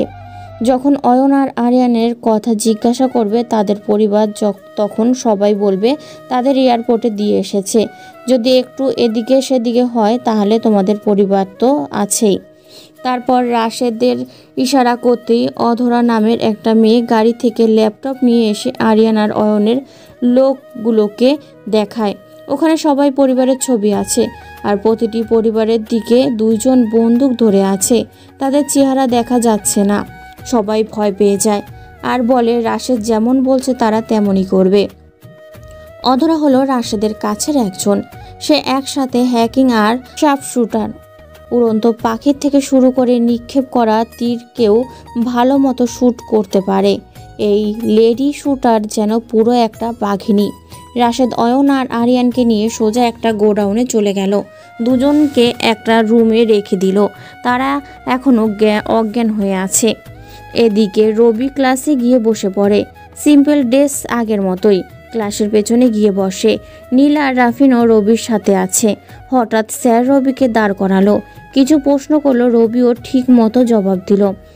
তারপর বসে পড়লো। দুটো ক্লাস শেষ হতেই ভিসি স্যার আসলো। সবাই দাঁড়িয়ে সম্মান জানালো। স্যার বলল কাল নাকি সবাইকে একটা এক্সাম দিতে হবে, আর এই এক্সামে যে ভালো নাম্বার পাবে তার নাম ভিসি স্যারের অফিসে স্বর্ণাক্ষরে লেখা হবে। হঠাৎই এমন কথা শুনে সবাই চমকে যায়। এমনকি রবিও এমন কথা শুনে চমকে যায়। এক রাতেই বা কি শিখতে পারবে সবাই? স্যার চলে গেলে কানাকানি শুরু হয়ে যায়। কি বলে গেল সবার মাথার উপর দিয়ে গেল। হঠাৎই রবির চোখ পড়ল সামনের বেঞ্চের দিকে, যেখানে বসে আছে অরুণী, যা রবিকে বারবার তাকাতে বাধ্য করে। রবি অরুণীর দিকে তাকাতেই সে দেখে ফেলল। ভাগ্যিস স্যার ক্লাসে চলে এসেছিল, নয়তো অরুণী এসে রবিকে রাগ ঝাড়ত। রবি, নীল আর রাফিন পেছনে বসে আছে, তাই পেছনে আসতে কথা বললে স্যার দেখবে না। এই সুযোগটা কাজে লাগালো রবি আর তার বন্ধুরা। কিরে, এই অরণ্য মেয়েটা এমন কেন, আর এত অহংকার করে কেন? এ অনেক কাহিনী, চল বাইরে গিয়ে বলি। এখানে কথা বললে স্যার আর বাকিদের সমস্যা হবে। ওকে চল তাহলে বাইরে যাই। ক্লাস শেষ হলে এই মেয়ে আবার কি না কি করে হিসাব নেই। রবি, নীল আর রাফিন বাইরে চলে গেল। অরুণী রবি চলে যাওয়া দেখে তার দিকে রাগী চোখে তাকিয়ে রইল। অরুণীর চোখে যেন রবিকে গিলে খাবে সেই অবস্থা। তিনজন বাইরে গিয়ে একটা বড় ফুল গাছের নিচে বসে পড়ল। তারপর রবি বলল, তো বল মেয়েটা এমন কেন? বড়লোক বাবার মেয়ে বলে কথা, আর সৌন্দর্য যেন তাকে কয়েক গুণ বেশি অহংকারী করে তুলেছে। আর মেয়েটা এত দিমাগি যে কেউ ওর দিকে তাকালে যতক্ষণ না ওই ছেলেকে মারতে পারছে ততক্ষণ তার শান্তি লাগে না। কি বলিস? কাল তো আমাকে কিছুই করেনি, বরং আরিয়ান আর অয়ন যখন আমাকে মারতে যাবে তখন অরণি তাদের বাধা দিয়েছে। আমরাও সেটা দেখে বেশ অবাক হলো। কিভাবে করলো সে এটা, আমাদের বিশ্বাস হচ্ছে না এখনো।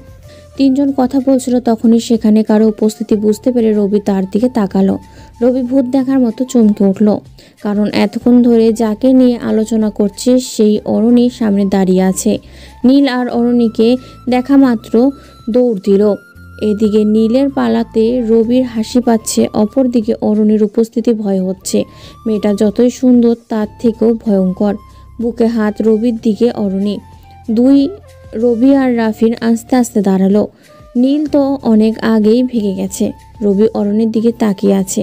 অরুণী কি যেন ইশারা করলো, তখনই রাফিনও দৌড়ে পালালো। মাঝখানে একা পিচ্ছি পায়ে পড়ে গেল রবি। অরুণী রবিকে বলল, বসো। জি। একটু অবাক হলো রবি, কারণ এতদিন তো অরুণী তুই করে বলতো, কিন্তু আজ হঠাৎ তুমি করে বলছে। একটু তো অবাক হবারই কথা। রবি তখনই ঠায় দাঁড়িয়ে রইল। অরণি আবারও বলল, কি হলো, বসো। জি হ্যাঁ, বসছি। নাম কি তোমার? অরণি থুকু। রবিউল হাসান। ভয় পাচ্ছ নাকি?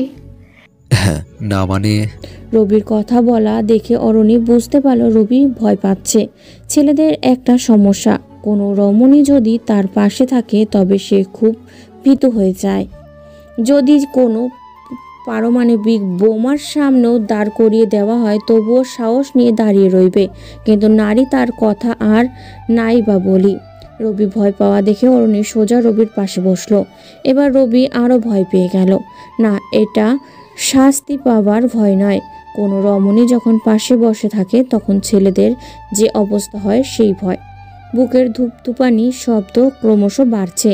অরণি শান্ত হয়ে মিষ্টি গলায় বলল, এত ভয় পাওয়ার কিছু নেই, আমি বাঘ বা ভাল্লুক কোনোটাই নই। সবাই তো আপনাকে অনেক ভয় পায়। তাই বলে তোমাকেও পেতে হবে নাকি? হ্যাঁ, আমিও আপনাকে অনেক ভয় পাই। আপনি না, তুমি করে বলবে এখন থেকে। একটা কথা বলবো? বলো, সমস্যা নেই। আপনি এত ভয়ঙ্কর কেন? রবির কথা শুনে অরণি এবার রেগে গেল। বসা থেকে দাঁড়িয়ে পড়ল। ভয়ে রবির ঠোঁট কাঁপতে লাগলো। এই বুঝি কথা শুনিয়ে দেবে, নয়তো চর থাপ্পড় দিবে। কি ভয় লাগে না? অনেক। তাই ভালো। যদি ভয় পাও তাহলে আমার কথা মতো তো চলবা, আর যদি না আলতো না চলবো। তাও তোমার এই ভয়ঙ্কর রূপ আমাকে দেখাইও না। বা একসাথে এত পরিবর্তন, এটাই ভালো। আমার কথা মেনে চলবে আর তুমি করেই বলবে। চলো এখন বাদাম খাবো। কি বললে? চল বাদাম খাবো। কাল তো তাকিয়েছি বলে মারতে চাইলে, আজ বাদাম খেতে যাব, তাও একসাথে কিভাবে? আমি কি ইচ্ছে করে এমন করি নাকি? তাহলে কেন কর? পরে বলবো। চলো তো এখন বাদাম খাবো। ওকে, বাদাম খেতে খেতে বলতে হবে। এখন চল। অরণি আর রবি বাদাম খেতে চলে গেল। দুজনে বাদাম নিয়ে বসে পড়ল। রবি অরণিকে জিজ্ঞাসা করলো, কেন ভার্সিটিতে সবার সাথে খারাপ আচরণ করে। অরণি কিছু সময় চুপ থেকে বাদাম খেতে গেল। রবি আবারও জিজ্ঞেস করলো, কেন এমন করো? সবাই তোমাকে ভয় পায়, খারাপ বলে, বোঝো না তুমি এটা? আমি সব জানি আর বুঝি, তবে আজ থেকে আর কারোর সাথে খারাপ আচরণ করব না। আসলে কি জানো, আমি প্রকৃত অর্থে অহংকারী কিংবা দিমাগী না, কিন্তু পরিস্থিতিতে পড়ে আমাকে এমন থাকতে হয়েছে। কি আমার পরিস্থিতি ছিল যার কারণে সবাই খারাপ বলে? আরিয়ান আর অয়ন, তাদের কারণে আমাকে এমন হতে হয়েছে। ক্লিয়ার করে বলো সব। তাহলে শুরু থেকে বলি। ওকে। ভার্সিটিতে ভর্তির প্রথম কয়েকদিন পরে জানতে পারি এই পুরো ভার্সিটিটা অয়ন আর আরিয়ানের কথায় চলে। শুনেছিলাম যারা তাদের কথা শুনতো না, অর্থাৎ অয়ন আর আরিয়ানের কথা শুনতো না, তাদের অনেক খারাপ অবস্থা হতো। এমনকি অনেক মেয়েকে প্রপোজ করার পরে তারা রাজি হয়নি বলে তাদের মুখে অ্যাসিড মেরেছে এই অয়ন আর আরিয়ান মিলে। তারা যেন এই ভার্সিটিকে তাদের হাতের পুতুল বানিয়ে রেখেছিল। আমার বাবারও কিছুটা ক্ষমতা আছে বলে তারা আমাকে প্রেমের প্রস্তাব দেয়, কিংবা অ্যাসিড মারেনি, তবে তারা আমাকে নিষেধ করেছিল যাতে আমি কোনো ছেলের সাথে না চলাফেরা করি। তারা বলেছিল যদি কোনো ছেলে আমার দিকে তাকিয়ে থাকে কিংবা আমাকে প্রপোজ করে, তখন অয়ন আর আরিয়ান দুজনেই এবং আমি সহ আরও কয়েকজন মিলে ওই ছেলেটাকে মারব, এবং আমাদের মধ্যে যদি কেউ অন্যরকম কিছু করে তখন তাকে আমাদের শাস্তি দিতে হবে। এই যেমন ধরো, যদি কেউ ছেলেটাকে না মারে তখন আমরা সবাই মিলে, মানে আমাদের টিম যে ছেলেটাকে মারেনি বা মারতে নিষেধ করতো তাকে মারতাম। বিশেষ করো, এসব করার আমার কোনো ইচ্ছা ছিল না। আমারও একটা মন আছে, মানুষ যে অভিশাপ দেবে সেটাও আমি বুঝি, কিন্তু এই দুজনের ভয়ে আমি একদম কাম হয়ে গেছি। বাধ্য হয়ে আমি তাদের সাথে হাত মিলিয়েছি, হ্যাঁতে হ্যাঁ বলেছি, নাতে না বলছি। তারা যা বলেছে করেছি, যা নিষেধ করেছে আমি পালন করেছি। ভয় ছিল আমার লাইফের, কখন জানি তারা আমার উপর খেপে গিয়ে আমাকেও অ্যাসিড মেরে দেয়।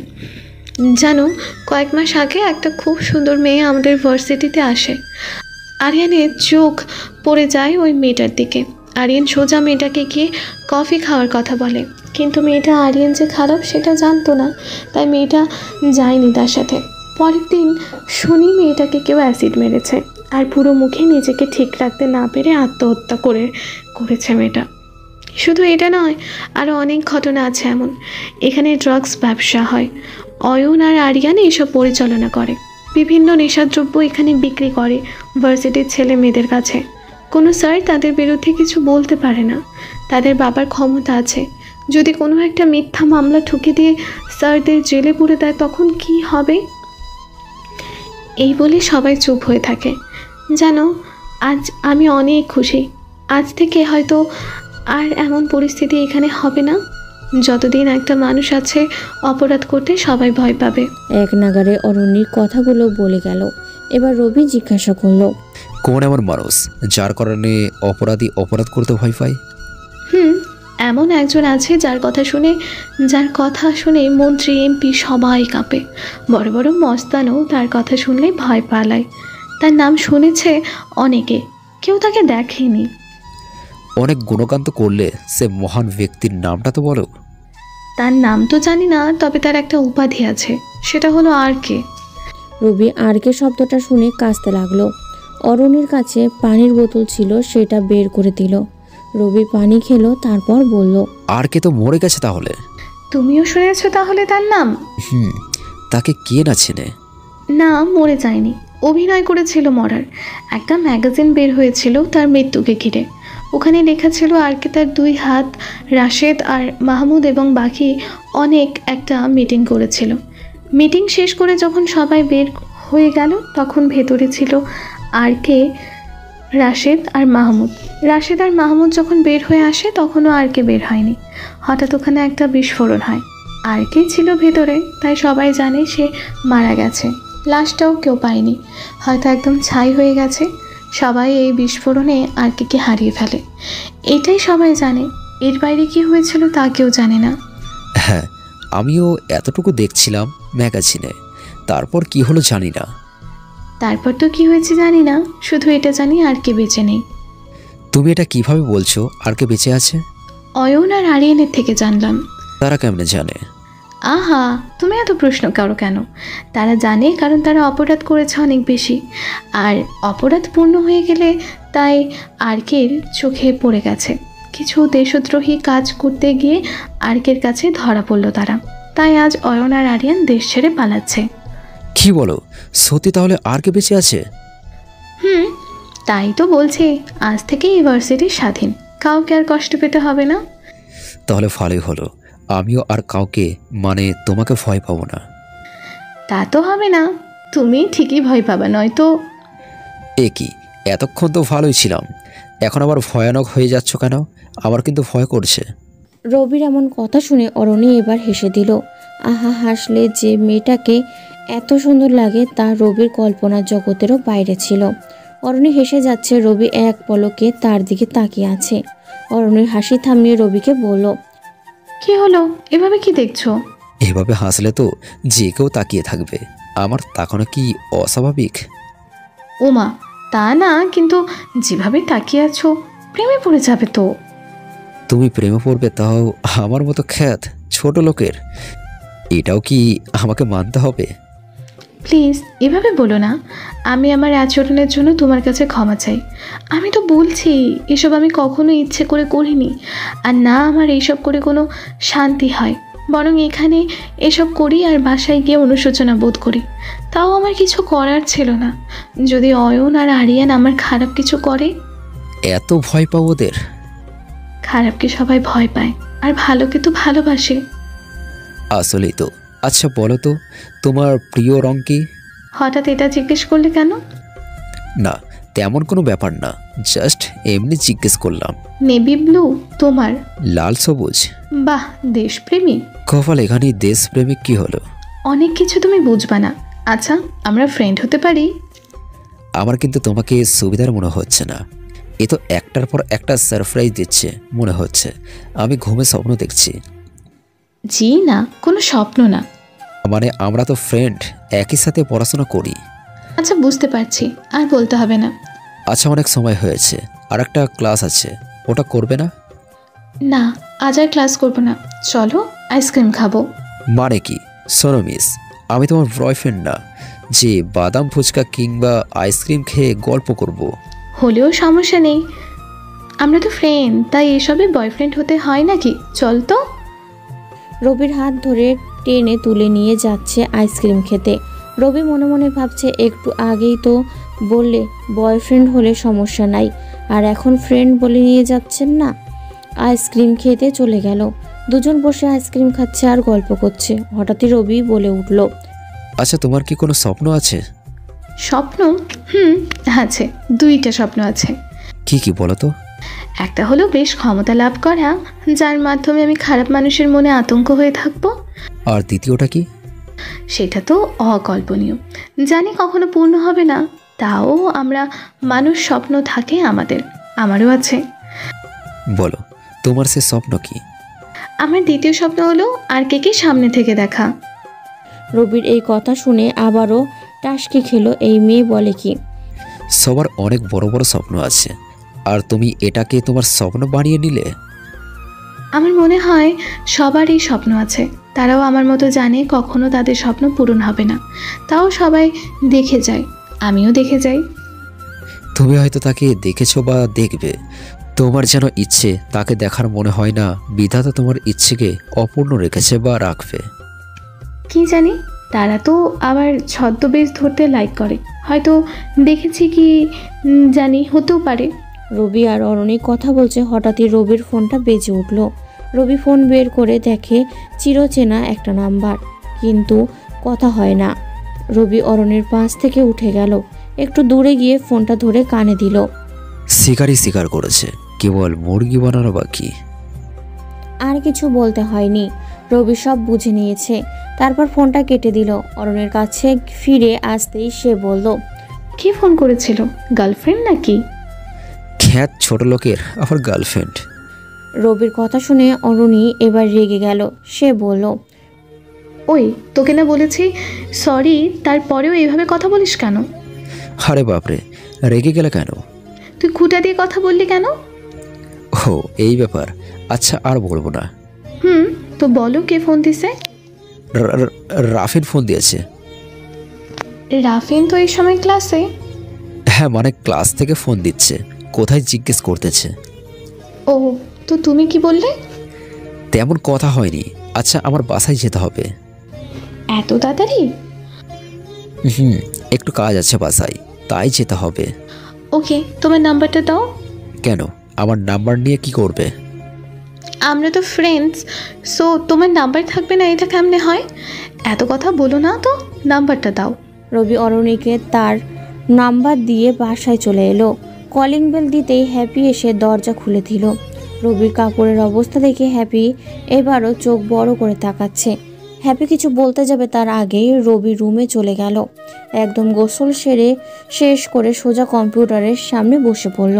কারোর সাথে কথা বলল প্রায় আধা ঘন্টা। তারপর খাবার খেয়ে পুনরায় রুমে এসে পড়ল। একটু পর হ্যাপি 2 হাতে চা নিয়ে এলো। রবি চায়ের কাপে চুমুক দিচ্ছে আর কম্পিউটারের কিবোর্ডে হাত চালাচ্ছে। পাশ থেকে হ্যাপি বসে কিছু বলছে, সেই দিকে রবির খেয়াল নেই। হঠাৎই হ্যাপি জোরে চিৎকার করে বলে উঠল, ভাইয়া। এবার রবির কর্ণপাত করলো। বল, চিল্লাচ্ছিস কেন? এতক্ষণ ধরে যে বক বক বক বক করে যাচ্ছি, শুনছো না কেন? আবার বল, কি বললি? আজও এতক্ষণ একটা কথাও শোনোনি? দেখতে পাচ্ছিস কাজ করতেছি, তাই শুনি নাই। আবার বল, কি বলবি? থাক, আর বলা লাগবে না। এত বিজি তুমি? আচ্ছা বল, কি বলবি? তুমি যখনই বাইরে যাও এমন খারাপ পোশাক পরে যাও কেন? কিছু কাজ করতেছি, তাই এমন পোশাকে চাই। আর কিছু বলবি?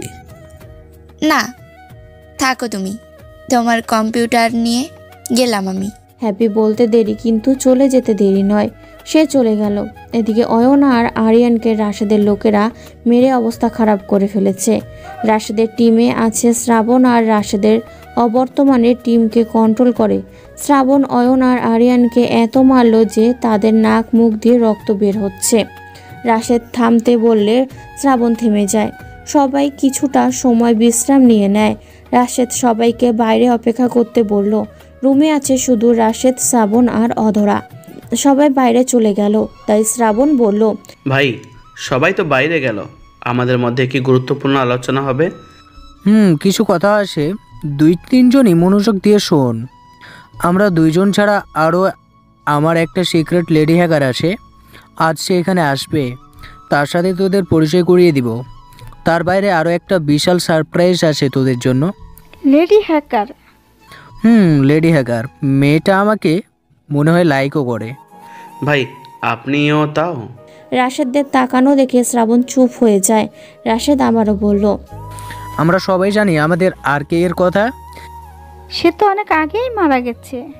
সে আজ এখানে আসবে। মানে এটা কিভাবে সম্ভব? ভাই জোকস করছেন কেন?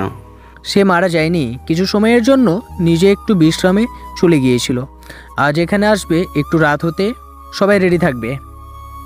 রাত 9টায় সে আসবে, সবাইকে রেডি করে রেখো। টিমে যে অবস্থা সে দেখলে খুব খারাপ হবে, সবাইকে একদম রেডি হয়ে থাকতে বলো। আচ্ছা ভাই। 3 জন 3 দিকে চলে গেল। ধীরে ধীরে সব যেতে লাগলো। সবাই আরকে আর রাশেদের সিক্রেট লেডি হ্যাকারের জন্য অপেক্ষা করতে লাগলো। এদিকে বিকেল হতে রবি ছাদে গেল, চারপাশটা ভালো করে দেখলো। মুক্ত আকাশের ডান না মেলে উড়ন্ত পাখি। ছাদের এক পাশে ফুল গাছে 2টা প্রজাপতি খেলা করছে। একটু পর রবি নিজের রুমে চলে গেল। হ্যাপিকে পড়তে বসতে বলল, যদিও এমনিতেই পড়তে বসে সে। পাশের বাড়ির লামিয়া হ্যাপির সাথে খুব ভালো মিলে গেছে এই কদিনে। 2 জনই ভালো ফ্রেন্ড হয়ে গেছে। অনেক সময় 2 জন একসাথে পড়তে বসে, কখনো হ্যাপি রুমে কখনো লামিয়ার রুমে। আজকেও লামিয়া আর হ্যাপি লামিয়ার বাসায় চলে গেল। রবি কম্পিউটারে বসে কাজ করছে। রাত প্রায় 9টা হতেই রবি মায়ের কাছে গেল। মা, আমি একটু বাইরে যাচ্ছি। 9টা বাজে, এখন কোথায় যাবি? এই তো একটু বের হব, বেশিক্ষণ থাকবো না, চলে আসবো। আচ্ছা, সাবধানে যাস।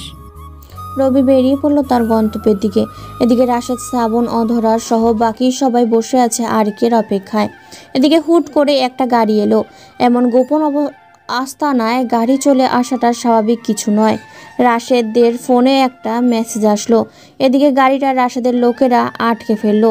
না পারছে পেছনে যেতে, না পারছে সামনে আসতে, একদম গেটে গাড়িটা ধরে ফেললো। রাশেদের ফোনে মেসেজ আসতে সে শ্রাবণকে পাঠিয়ে দিল। গাড়িটা নিয়ে আসতে যতক্ষণ পর্যন্ত পরিচিত কেউ তাকে আনতে যাবে না ততক্ষণ গাড়ি ছাড়বে না। শ্রাবণ গিয়ে নিয়ে আসলো। রাশেদ একটু বের হয়ে দেখে কার নিয়ে কেউ আসছে। রাশেদের বুঝতে বাকি নেই এটা আর কেনা। একটু সামনে এসে গাড়ি থামলে গাড়ি থেকে বের হলো লেডি হ্যাকার রুহানি। আরিয়ানের বোন রুহানি হলেন রাশেদের সিক্রেট লেডি হ্যাকার। পরিবারের সবার অগোচরে দেশের সেবা নিজেকে ভাসিয়ে দিচ্ছে সে। হয়তো সেটা রাশেদের দিকে তাকিয়ে রাশেদ রুহানিকে দেখে নিজের মতো করে আবারও ভেতরে চলে গেল। রুহানি গিয়ে সোজা রাশেদদের পাশে বসে পড়ল। এই অবস্থা দেখে শ্রাবণ আর অধরা চোখ বড় বড় করে তাকিয়ে রইল। রাশেদের অধরাকে সবার সাথে পরিচয় করিয়ে দিল। রাশেদ অধরাকে সবার সাথে পরিচয় করিয়ে দিল। পরিচয় পর্ব শেষ করে রাশেদ বলল, অধরা হচ্ছে আরিয়ানের ছোট বোন অধরা। যদিও আমাদের হয়ে কাজ করে, কিন্তু আরিয়ান আর অয়নের দেশদ্রোহের খবর রোহানি আমাকে দিয়েছিল। হয়তো এটা রোহানির দেশপ্রেম। রুহানি রাশেদদের দিকে তাকিয়ে আছে। হঠাৎই রাশেদকে বলল, চলো ভিকটিমদের একটু দেখবো। তোমার ভাই হয়? এভাবে বলতে পারলে? দেশদ্রোহী অপরাধীরা কারো ভাই হতে পারে না। ওকে চলো।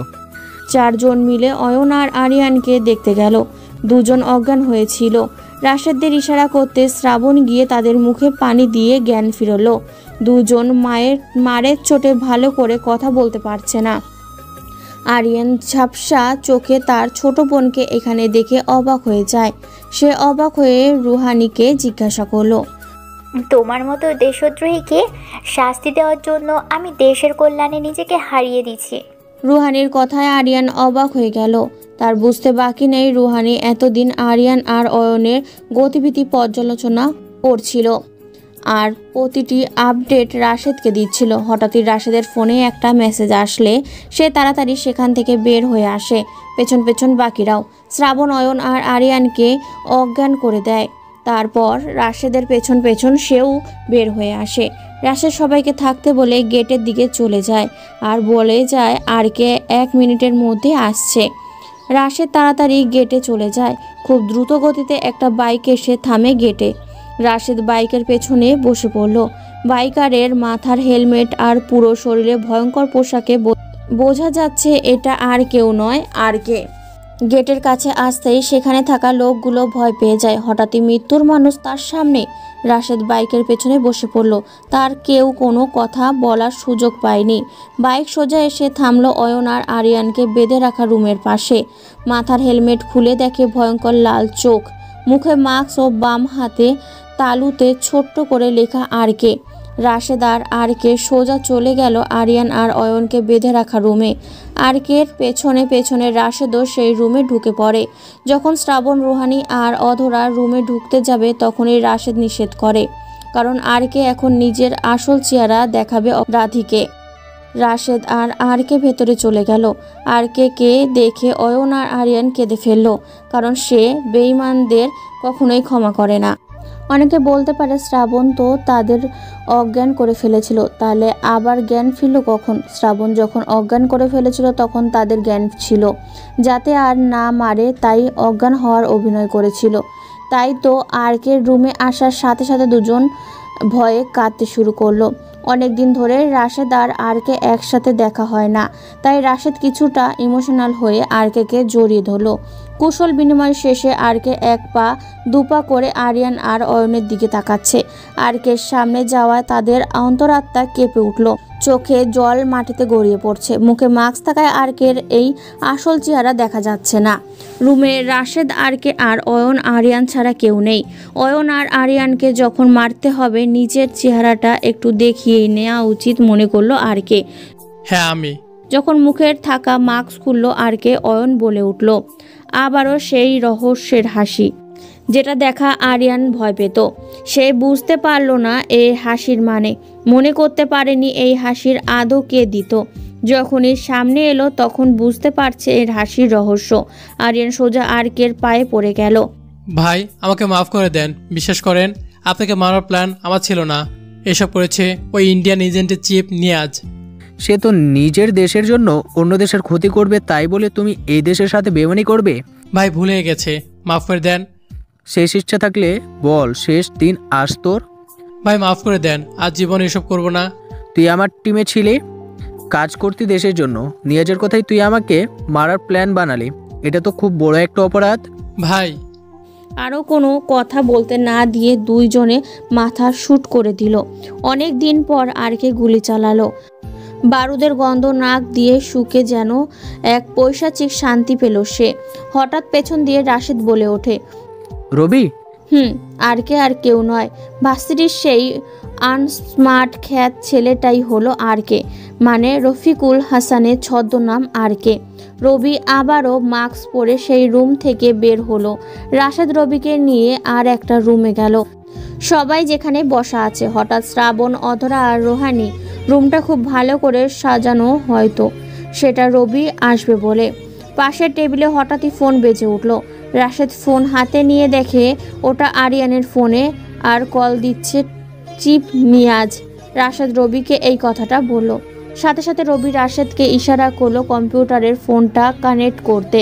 রাশেদ ফোন কানেক্ট করে ফেললো। কয়েক সেকেন্ডের মধ্যে রবি কম্পিউটারের সামনে বসে গেল, কিবোর্ডে হাতে কারিশমা দেখাচ্ছে। কয়েক সেকেন্ডের মধ্যেই ফোনটা রিসিভ করলো। অপর পাশ থেকে নিয়াজ বলল, আরিয়ান, আমাদের ডাটা পেতে কত সময় লাগবে? আর অল্প সময়, কাজ প্রায় শেষের দিকে। আর মাত্র 2 দিন সময় আছে, এর মধ্যে কিছু করো তাড়াতাড়ি। আমি আমার সর্বোচ্চ চেষ্টা করছি, আর একটু হলে কাজ শেষ। তাহলে কালই আমার সাথে দেখা করো। নতুন একটা ক্লু পেয়েছি, ওটা ইমেল বা অন্য উপায়ে সেন্ড করা যাচ্ছে না। কাল এসে দেখে যাও এটা দিয়ে কিছু করতে পারো কি না। ওকে, লোকেশন 88.4.59.565। ওকে, কাল বিকালে দেখা করছি। তারপর ফোন কেটে দিল।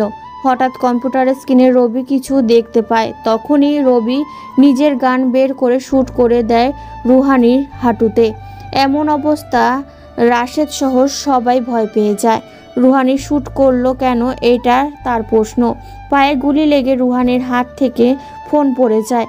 রবি আবারও নিজের গান কোমরে গুজে নেয়।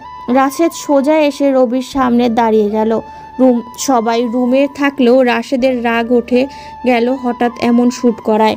রাশেদ কিছু বলতে যাবে তার আগে রবি গিয়ে রুহানির ফোনটা হাতে নিল আর রাশেদকে দিল। রাশেদ ফোন হাতে নিয়ে কিছুটা সময় দেখে নিয়ে কোমর থেকে গান বের করে রুহানির মাথায় শ্যুট করে দিল। লাশ হয়ে গেল আরও একজন। বাকি 4 জন আছে রুমের রবি ওরফে আরকে অথবা অধরা, রাশেদ আর শ্রাবণ রাশেদকে জিজ্ঞাসা করলো রুহানিকে শ্যুট করলো কেন। তারপর রাশেদ উত্তর দিল, সেও বেঈমান, আর আমাদের ডিকশনারিতে বেঈমানের অস্তিত্ব থাকে না। শ্রাবণ আবারও বলল, কিছু বুঝলাম না ভাই। তখনই রবি নিজের মাস্ক খুলল। শ্রাবণ আর অধরা রবিকে দেখে বেশ অবাক হলো, কারণ ওরা রবিকে আগেও অনেকবার দেখেছে। এমনকি শ্রাবণ রবির নামও জানে, কিন্তু সে যে আর কে সেটা জানতো না। রবির মুখ দেখে শ্রাবণ বলে উঠল, রবি? শ্রাবণ ভাই আমি। মানে কিভাবে কি? আপনি ছদ্মবেশ ধরে চলতে পারেন, আমি পারি না। ভাই কিছু বুঝতেছি না। ওকে সব বলছি। আমি আর কে কাজের কারণে আপনার এলাকায় এসেছি। আর দ্বিতীয় থাকলো রোহানির কথা। রোহানি আরিয়ানের আপন বোন না, কিন্তু তারা এক বাসায়ও থাকে। আসলে হচ্ছে রোহানিও ভারতের একজন এজেন্ট, যেটা রাশেদ জানতো না, এমনকি আরিয়ানও জানতো না। এটা তার আপন বোন নয় যে এটা, কিন্তু আমি জানতাম। বছর খানেক আগে রোহানি ভারতের এজেন্টের হয়ে কাজ শুরু করে। আমার বেঁচে থাকা, এখানে আসা সব কিছু রাশেদ রোহানিকে বলেছে, আর রোহানি চিফ নিয়াজকে বলেছে। আমাদের মধ্যে আরও অনেক লোক আছে নিয়াজের। আজ এখানে যারা আছে সবাইকে শেষ করে দেব। তার মানে ভাই আপনি এতদিন ছদ্মবেশ ধরে আমাদের পাশে ছিলেন, কিন্তু আমি কিছু জানলাম না। আমি জানতে দিই না, তাই জানতে পারেননি। আর আপনি আমাকে আগের মতো তুমি করে বলবেন, সমস্যা নাই। কিন্তু ভাই, কোনো কিন্তু নয়। রবির কথায় শ্রাবণ চুপ হয়ে গেল। পাশে রোহানির লাশ পড়ে আছে। রবি হেঁটে রোহানির কাছে গিয়ে বলল, এই মেয়েটা রাসাদকে প্রেমের ফাঁদে ফেলেছে আর এসব করিয়েছে। আমি জানতাম নিয়াজ আরিয়ানের ফোনে কল দেবে, তাই আমি কম্পিউটারের ফোনটা কানেক্ট করতে বললাম, আর আমার ভয়েসকে আরিয়ানের ভয়েসে রূপান্তর করলাম, যাতে নিয়াজ বুঝতে না পারে এটা আরিয়ান নয়, রবি। আর নিয়াজ যে নাম্বার বলেছে সেটা লোকেশন নাম্বার। ওখানে আসলে নিয়াজ নেই, সে আছে ঢাকায়। আর সে লোকেশন বলেছে সেটা চট্টগ্রামের। নিয়াজ জানে আরিয়ান মারা গেছে। রোহানি প্রতি মিনিটের খবর নিয়াজকে জানাতো। সেই হিসাবে নিয়াজ জানে আরিয়ান সেখানে যাবে না, যাবে শুধু আর কে, মানে আমি। রবি এসব বলে থেমে গেল। পাশের পানির বোতল ছিল, সেখান থেকে পানি খেলো একটু। তারপর রাশেদ কানে কানে গিয়ে বলল, প্রেম তোকে অন্ধ করে দিচ্ছে, সেটা তুই বুঝতেও পারছিস না। আর যে তোকে ভালোবাসে তাকে তুই চিনতেও পারছিস না। মানে কে আমাকে? রাশেদ আর কিছু বলার আগেই রবি বলল, রোহানি নয়, তোকে অধরা ভালোবাসে। মানে তুই কিভাবে জানিস? আমি আরো অনেক কিছু জানি, সেটা তুই জানিস না। রবি রাশেদের কাছ থেকে কিছুটা সরে এলো, সোজা অধরার সামনে গিয়ে দাঁড়ালো। অধরা ভয় পাচ্ছে। সে মনে করেছে এই বুঝি সে কোনো ভুল করলো আর তার মাথায় গুলি উঠে যাবে। রবি অধরাকে বলল, ভাবি, আমার ভাইটাকে সামলে রাখবেন। আপনি তো সব জানেন, তাকে সামলানো আপনার পক্ষে ততটা কঠিন হবে না। অধরা ভয়ে ভয়ে কাঁপা গলায় বলল, মা মানে? এত ভয় পাওয়ার কিছু নেই। আপনি যে রাশেদকে ভালোবাসেন সেটা আমি জানি। হয়তো ভয় বলতে পারেননি, কিন্তু সমস্যা নাই, আমি তো আছি। আপনি এসব কিভাবে জানলেন? ভাবি, ছোট বাচ্চাদের মতো কথা বলবেন না তো। আমি আর কে, কখন কোথায় কি হচ্ছে সব জানি আমি। আপনার ভাই তো এসব বুঝে না। বেঈমানদের কারণে এসব কেউ বুঝে না। আমাদের লাইনে সবার মনে প্রশ্ন থেকে চাই, এই বুঝি কোনো ছলনাময়ী এসে পুরো সাম্রাজ্য গুটিয়ে দেবে। তাই আমাদের জীবনে প্রেম জিনিসটা আসে না। যদি আপনি সত্যি আমার বন্ধুকে ভালোবাসেন তাহলে সোজা বিয়ে করে ফেলুন, নয়তো হারাতে হবে।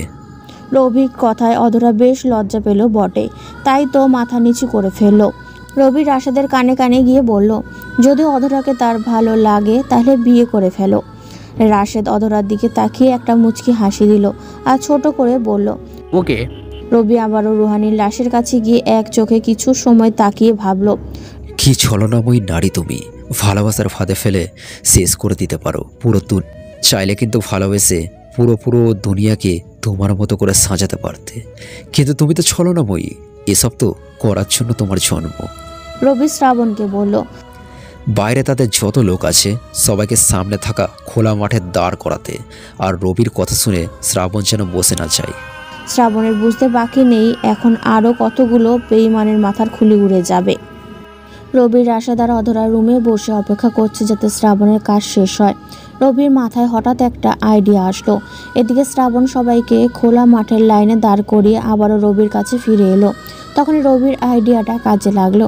চিপ নিয়ে আজকে রবি আর রাশেদ আগের থেকেই চেনে, তাই তো রাশেদের কাছে আসে আগের থেকে নিয়াজের মুখের একটা মুখোশ বানানো আছে। সব কিছু চিপ নিয়াজের মতো করে শ্রাবণকে সাজিয়ে নিল। শ্রাবণ অবাক, কি হচ্ছে তার সাথে কিছু জানে না। শ্রাবণ যখন সম্পূর্ণ চিপ নিয়াজের রূপ ধরলো তখন রবি শ্রাবণকে বলল, শ্রাবণ ভাই, আপনি এখন এই রুমের পেছন দরজা দিয়ে বের হবেন আর ফিরে আসবেন সামনে দিয়ে। আমরা খোলা মাঠে থাকব, সবার সাথে আমরা কথা বলবো। আপনি হঠাৎ করে একটা শব্দ বলবেন আর সেটা হলো এসেরি। এটা বললে হবে, বাকিটা আমরা বুঝে নেব। এটার মানে কি ভাই? এসেরি মানে বসে যাও। এটা বাসকিউ ভাষার শব্দ, আর এটা শুধু তারা জানে যারা শুধু চিপ নিয়াজের হয়ে কাজ করে, বাকিরা এই শব্দ জানে না। তার মানে আমি নিয়াজের মতো সেজে সবার সামনে যাব আর এই শব্দ বলবো? যারা নিয়াজের হয়ে কাজ করে তারা বসে যাবে, তখন আমরা বুঝতে পারবো কারা নিয়াজের জন্য কাজ করে। একদম ঠিক বলেছেন, কিন্তু একটু ভুল আছে। ভুল? ওটা কি? সামনে এসে বলা যাবে না, একটু দূর থেকে বলতে হবে যাতে তারা বুঝতে না পারে কোথা থেকে এসব বলা হচ্ছে। ওকে, বুঝতে পারছি। তাহলে আমি যেভাবে বলছি সেভাবে আপনি চান, আর আমরা তাদের কাছে যাচ্ছি। আমরা কথা বলার মাঝখানে আপনি শব্দটা বলবেন। ওকে। শ্রাবণ দরজার পেছন দিয়ে চলে গেল। রবি রাশেদ আর অধরার পাশে দরজার দিকে সব লোকেদের কাছে গেল। রবি সবার উদ্দেশ্যে বলল, আমি কে তা সবাই জানে। সবাই এটাও জানে যে আমি কোনো বেঈমানকে ক্ষমা করি না। কেউ দেশের বিরুদ্ধে কাজ করলে তার ক্ষমা এই বাংলার মাটিতে হয় না। রবি কথা বলছিল, হঠাৎই কেউ বলে উঠল ইসিরি। অনেক জোরে বলল, সাথে সাথে তিনজন মাটিতে বসে গেল। রবি একটা মুচকি হাসলো। শ্রাবণ নিজের মুখোশ খুলে রবির কাছে এসে দাঁড়ালো। বসে যাওয়া তিনজনকে সামনে আনলো। রবি সবার উদ্দেশ্যে বলল, আমি এই তিনজনকে নিয়ে যাচ্ছি আমার সাথে। বাকি তোমরা ঠিক মতো কাজ করবে, ভুলেও কেউ বেইমানি করতে যাবে না। রবি তিনজনকে নিয়ে অয়ন আর আরিয়ানকে যে রুমে মেরে রেখে দিয়েছে সেই রুমে নিয়ে এলো। রাত প্রায় 10:30, কিন্তু চারপাশে এত লাশ যে দিনের আলোর মতো দেখা যাচ্ছে। তিনজনকে রুমে এনে বসালো। রবি পেছনে পেছনে রাশেদ, অধরা আর শ্রাবণও আসলে রবি সবার সামনে এসে মাস্ক পরে। রাশেদ পেছন থেকে বলল, এরা কি সেই বেঈমান? এরা তিনজন নয়, দুইজন এখানে বেঈমান। এরা তো তিনজন। একজন আমাদের লোক বলতে পারিস, একদম আমার লোক। কোনটা তোর লোক? এই অজয় হলো আমার লোক, বাকি দুইজন চিপ নিয়াজের লোক। কিছু বুঝলাম না। আচ্ছা বলছি, অজয় হলো একজন এজেন্ট, বাংলাদেশ এজেন্ট। আমার হয়ে কাজ করে। সে কাউকে জবাব দেয় না, শুধু আমাকে বলে তার সব কথা। এমনকি প্রধানমন্ত্রীও যদি তার জবাবদিহি চায় তাহলে সে মুখ খুলবে না, কেবল তার সব রিপোর্ট আমাকে দেবে। আমি জানতে পারি এখানে চিপ নিয়াজের লোকেরা ঢুকে পড়েছে, তাই আমি অজয়কে তোর টিমে ঢুকিয়ে দিলাম আর চাল করে চিপ নিয়াজের লোকের সাথে হাত করে তার লোক বানিয়ে দিলাম। তারপর চিপ নিয়াজের সব খবর আমাকে দেয় অজয়। তার মানে এরা দুইজন আসল বেঈমান? এখন এদের দুইজনের মাথার খুলি উড়ে যাবে। কথাটা বলতে দেরি, শ্যুট করতে দেরি না, আবারও দুটো লাশ পড়ে গেল। রবি অজয়কে আবারও রাশেদের লোকদের সাথে মিশে যেতে বলল। অজয় রবিকে স্যালুট দিয়ে চলে গেল। রবি শুধু মাফিয়া তা কিন্তু নয়, সেই দিন আরিয়ান নিয়াজের সাথে হাত করে রবির সাম্রাজ্যে গুটিয়ে দিতে চেয়েছিল সব রবি আগের থেকেই জানতো। কিন্তু বাংলাদেশে সিক্রেট এজেন্ট হেল্প রবিকে দেশের জন্য কিছু করতে বলছিল। তারপর রবিকে সিক্রেট হ্যাকারের চাকরি দেয়, যদিও সেটা কেবল লোক দেখানো ছিল। তাই রবি সেই আগুনে নিজেকে পুড়িয়ে ফেলার অভিনয় করে। আসলে সেদিন রবি পেছনে থাকা দরজা দিয়ে বের হয়ে গিয়েছিল, যাতে এসবের পেছনে মূল কার হাত তা জানতে পারে। রাশেদ পেছন থেকে রবির কাঁধে হাত রাখলো। রবি রাশেদকে বলল, এখনই চিপ নিয়াজের ওপর অ্যাটাক করো আর তার আসল লোকেশন অজয়ের থেকে জেনে নেয়। তারপর রবি সোজা বাসায় চলে এলো। রাত গড়িয়ে 11টা হলো। কলিং বেল দিতেই হ্যাপি এসে দরজা খুলে দিল। হ্যাপি দরজা খুলে বেহুশ হয়ে যাওয়ার মতো অবস্থা, কারণ রবি তখনও আর্কের পোশাক পরে আছে। মুখে মাস্ক, চেনা যাচ্ছে না রবিকে। হ্যাপি খুব ভয় পাচ্ছে, কারণ আর্কের নাম শুনেছিল আর ম্যাগাজিনে দেখেছিল। তখনও কখনো হঠাৎ এইভাবে সামনে আসতে পারে তা কল্পনায় ছিল না। হ্যাপির অবস্থা খারাপ দেখে রবি তাড়াতাড়ি নিজের মাস্ক খুলল। রবিকে দেখে এবার বেশ অবাক হলো। হ্যাপি ভয়ে কেঁদে দিয়েছে, প্রায় চোখের কোণায় পানি জমে গেছে। ভাইকে দেখে সে ভয় কেটে গেল, কিন্তু রবি যে আরকে সেটা তার বিশ্বাস হচ্ছে না। হ্যাপি রবিকে বলল, এত রাত হয়েছে কেন আসতে? আর এইসব কার পোশাক পরে আসছো? এই পোশাক পরা নিষেধ, জানো না সেটা?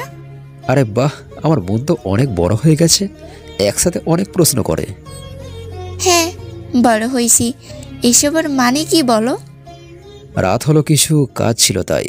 আর এই পোশাক সবার জন্য নিষিদ্ধ, কিন্তু আমার জন্য নয়, কারণ তোর ফাই আসলে এটাই। মানে তুমি? আমি আর কে? রবির কথা শোনার সাথে সাথে হ্যাপি রবিকে জড়িয়ে ধরলো। সবার মতো হ্যাপি ওর ইচ্ছে ছিল আরকে দেখার, কিন্তু সবার মতো সে তো মারা গেছিল, তাই হ্যাপিও ছেড়ে দিয়েছে আরকে দেখার ইচ্ছা। তার ভাই যে আসল আরকে সেটা কল্পনার জগতের বাইরে ছিল। হ্যাপি দুই দিক থেকে খুশি আরকে দেখা আর সেটা যে তার ভাই। রবি হ্যাপির মাথায় হাত বুলিয়ে দিয়ে বলল, কখনো ক্ষমতা দেখাবি না, আর আমার পরিচয় কাউকে দিবি না। ওকে ভাইয়া, তুমি বসো, আমি খাবার দিচ্ছি। ওকে, তুই খেয়েছিস? তুমি না খেলে কি আমি খাই? আহা, যা তাহলে খাবার রেডি কর। তারপর হ্যাপি খাবার রেডি করলো। রবি খেয়ে নিল। এইদিকে অজয়ের থেকে চিপ নিয়াজের লোকেশন নিয়ে রাশেদ অনেকগুলো লোক নিয়ে নিয়াজের উদ্দেশ্যে রওনা দিল।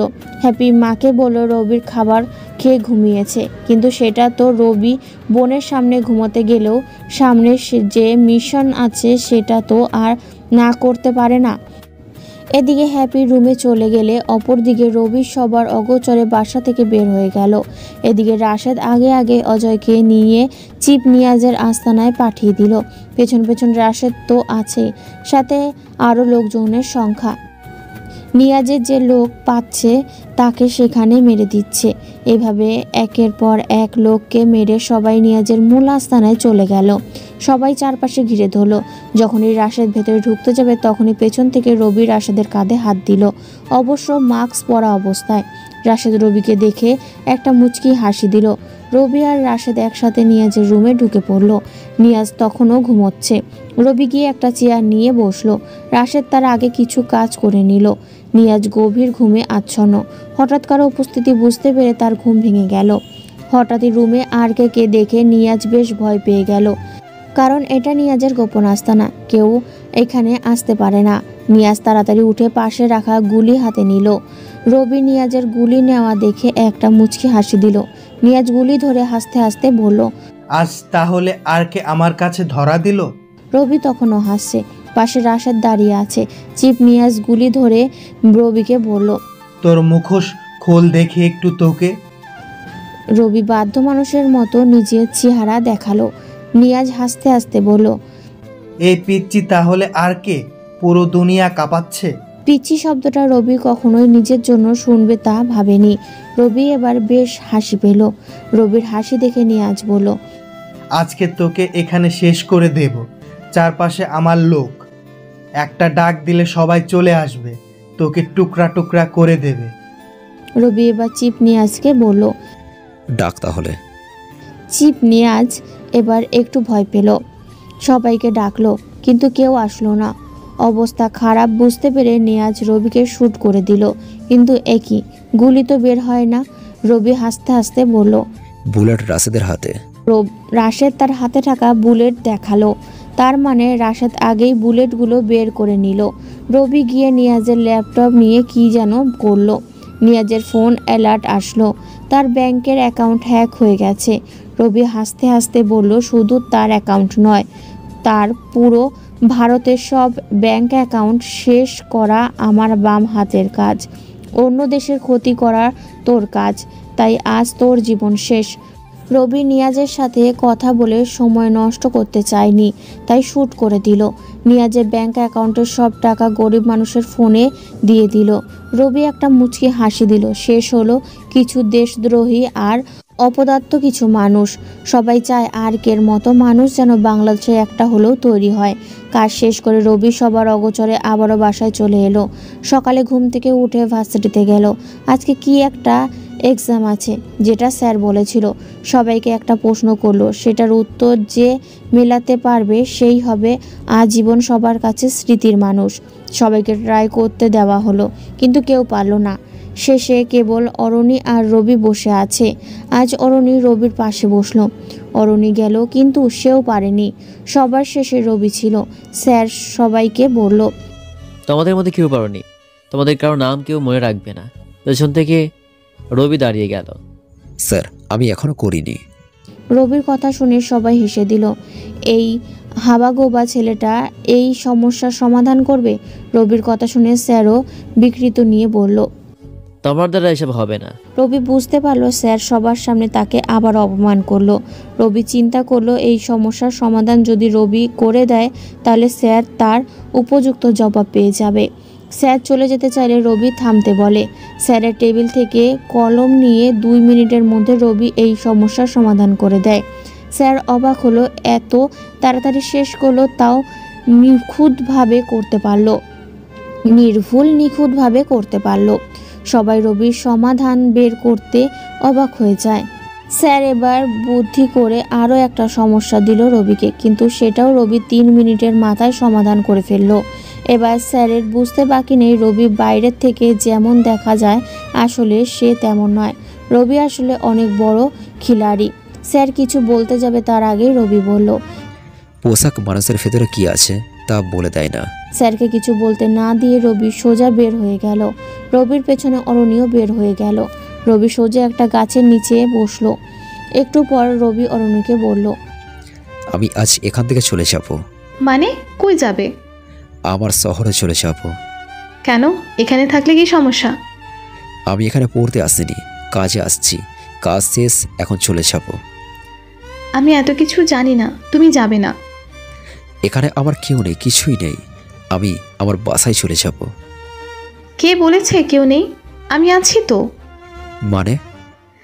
আমি তোমাকে ভালোবাসি। সেদিন তুমি যেভাবে আমার দিকে তাকিয়েছো, আমি সেদিন তোমার প্রেমে পড়ে গেছি। এখন তুমি বলো, এখানে আমার কি দোষ? আমার নগরে প্রেম বলতে কিছুই নেই। যদি সত্যি তুমি আমাকে চাও তাহলে বিয়ে করতে পারো। আমি রাজি। আমি বেকার, কি খাবে? সমস্যা নেই, 2 জন জব করব। তোমার বাবা মিজান সাহেব আমাকে তোমার পরিবারে মেনে নেবে না। আমি বাবাকে বোঝালে বুঝবে, কিন্তু তুমি বাবার নাম কিভাবে জানো? আমি শুনছিলাম হয়তো। অবশেষে রবি চলে গেল তার শহরে। মা, আপু, ছোট বোন, হ্যাপি সবাই আবারও এক ঘরে আছে। পরের দিন রবির ফোনে অরণির কল দিল। রবি ফোন ধরে। অরণি আজ বেশ খুশি, কারণ তার বাবা রাজি হয়ে গেছে রবির সাথে অরণির বিয়ে দিতে। রবিও বেশ খুশি প্রিয় মানুষটাকে নিজের করে পাবে বলে। পূর্ণতা পাক এই ভালোবাসা, শুভ হোক তাদের নতুন পথ চলা।